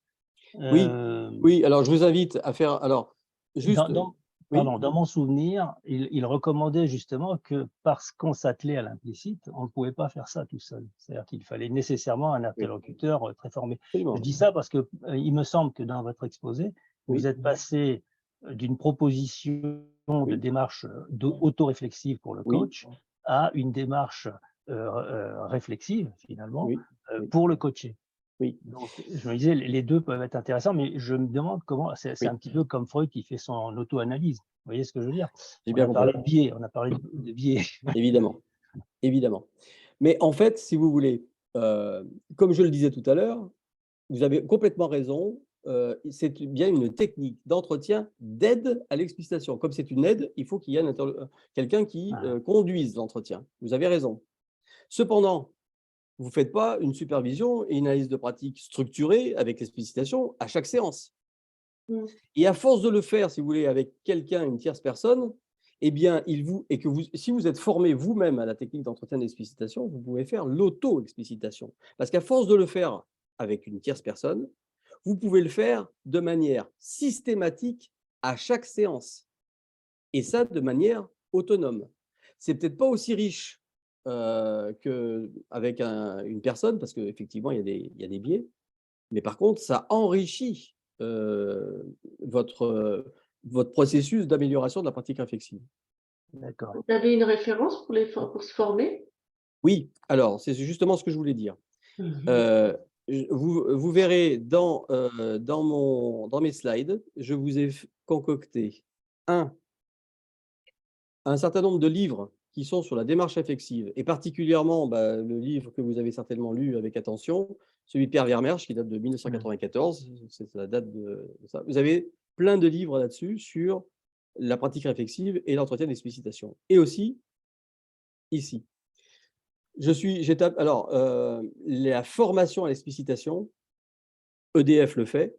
Donc, moi, je l'ai fait à EDF parce que j'étais agent EDF, mais ne le fait pas pour des personnes externes. Mais j'ai tapé formation en entretien d'explicitation et j'ai trouvé, par exemple, cette formation à Lille. Donc, vous trouverez ça dans les slides que je vous enverrai. Vous voyez, la formation, elle dure 5 jours. C'est une formation continue et vous avez une attestation de compétences qui vous est remise. Est-ce que ça répond à la question? Oui, merci. Donc ça, c'est à l'Université de Lille, mais il y en a plein d'autres. Hein. Il y a plein d'autres qui font ça. On va se quitter. Est-ce qu'il y a une petite question rapide, parce qu'on est à 28, et là, on ne va pas abuser de Christian. Oui, Une oui, question ok. rapide qui doit Il y a Mireille qui voulait faire un témoignage. Alors, Et il y avait Mireille. une autre question de Franck. Oui, Donc, je sais allons-y, pas si on a le allons-y, temps. On fait rapidement alors. allons-y. Ok, ben merci. Merci beaucoup pour cette présentation. Et en Merci à fait, vous. je voulais faire un témoignage, mais c'est d'une vision autre. En fait, ça fait 20 ans que j'accompagne des gens, l'individuel et des groupes et des équipes. Et aujourd'hui, où j'en suis, je dirais, sur mon chemin, c'est qu'il y a vraiment deux choses qui sont très importantes dans ma pratique, c'est le recul et se connaître en profondeur. Et en fait, maintenant que j'en suis dans mon chemin, c'est que moins je sais, moins je cherche à comprendre et plus j'aide. En fait, plus ce mental est silencieux et plus il y a une grande écoute et plus quelque chose se passe et se transforme pour l'autre. C'est vraiment là en méta, je dirais, au-delà du mental. Et la méta dont je parle, c'est le résultat d'un travail intérieur, en fait, de cette recherche, je dirais, de vacuité, en fait, et pour donner le meilleur de soi avec un grand S, qui est différent du moi, Ken Wilber. c'est-à-dire le personnage conditionné que nous sommes. Donc, c'est une autre vision, c'est qui on est, qui aide, au-delà de croyances et de schémas et de processus mentaux, et ce qui doit être vu, et les processus, en fait, se donnent à voir dans ce qui est juste, dans l'instant présent, et ce ne sont plus via des analyses et des processus mentaux. Voilà, ce témoignage que je voulais faire. Ben, je vous Merci remercie. en tout cas, beaucoup. La vacuité, ça m'a fait penser à Ken Wilber. Je ne sais pas si vous connaissez, mais ce bouquin-là que je suis en train de finir. Je ne sais pas si vous le connaissez. Non. Et pas facile.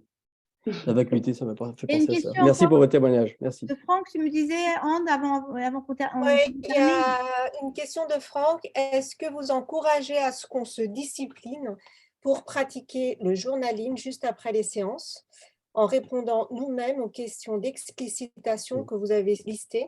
Oui. Voilà. La réponse est oui. Je peux que l'encourager. Ça prend du temps. Ce que j'ai dit, c'est ça l'inconvénient. Hein. Mais par contre, remarque, quelle richesse! Quelle richesse! Et quel entraînement, en fin de compte, pour être plus en séance, plus en facilité. Oui, oui. Bien, mais je vous remercie beaucoup. Juste Christian, juste une dernière chose que je voulais, c'est vous aurez un petit questionnaire à l'issue, à la fin des slides, recueil de votre satisfaction, et puis aussi un petit questionnaire réflexif. C'est des questions, en fin de compte, pour savoir si vous avez bien compris la pratique réflexive. merci beaucoup. Nous nous retrouvons le 13 avril pour avoir des pratiques aussi, mais non, des pratiques narratives. On sera un peu différent, mais très intéressant avec Dina Scherer, qui va justement, là, on va être vraiment dans l'explicite et savoir comment on peut réparer les histoires des personnes avec les pratiques narratives. Donc, je crois que j'ai donné un lien qui ne fonctionne pas tout à fait, qui vient d'être créé. Donc, je vais appeler demain le MCC pour avoir le bon lien. J'espère tous vous retrouver. C'est toujours un plaisir de vous avoir parmi nous, et écrivez-nous à soutieninterco@emcc-france.org si vous avez des suggestions, si vous avez des envies. On est vraiment là pour vous. Et je vous souhaite tous une très bonne soirée. Je vais juste garder Christian pour le remercier. C'est moi qui vous remercie et qui remercie aussi les participants, mais particulièrement Sylvie pour cette opportunité. Merci beaucoup.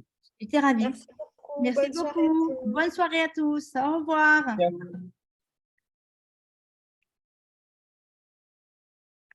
Je vais arrêter d'enregistrer quand c'est marqué. Attends, je ne sais plus où je crois que je suis très mauvaise sur l'enregistrement. Je ne sais pas où j'appuie. Ah, ici. C'est en haut, je crois. Arrêtez. C'est bon.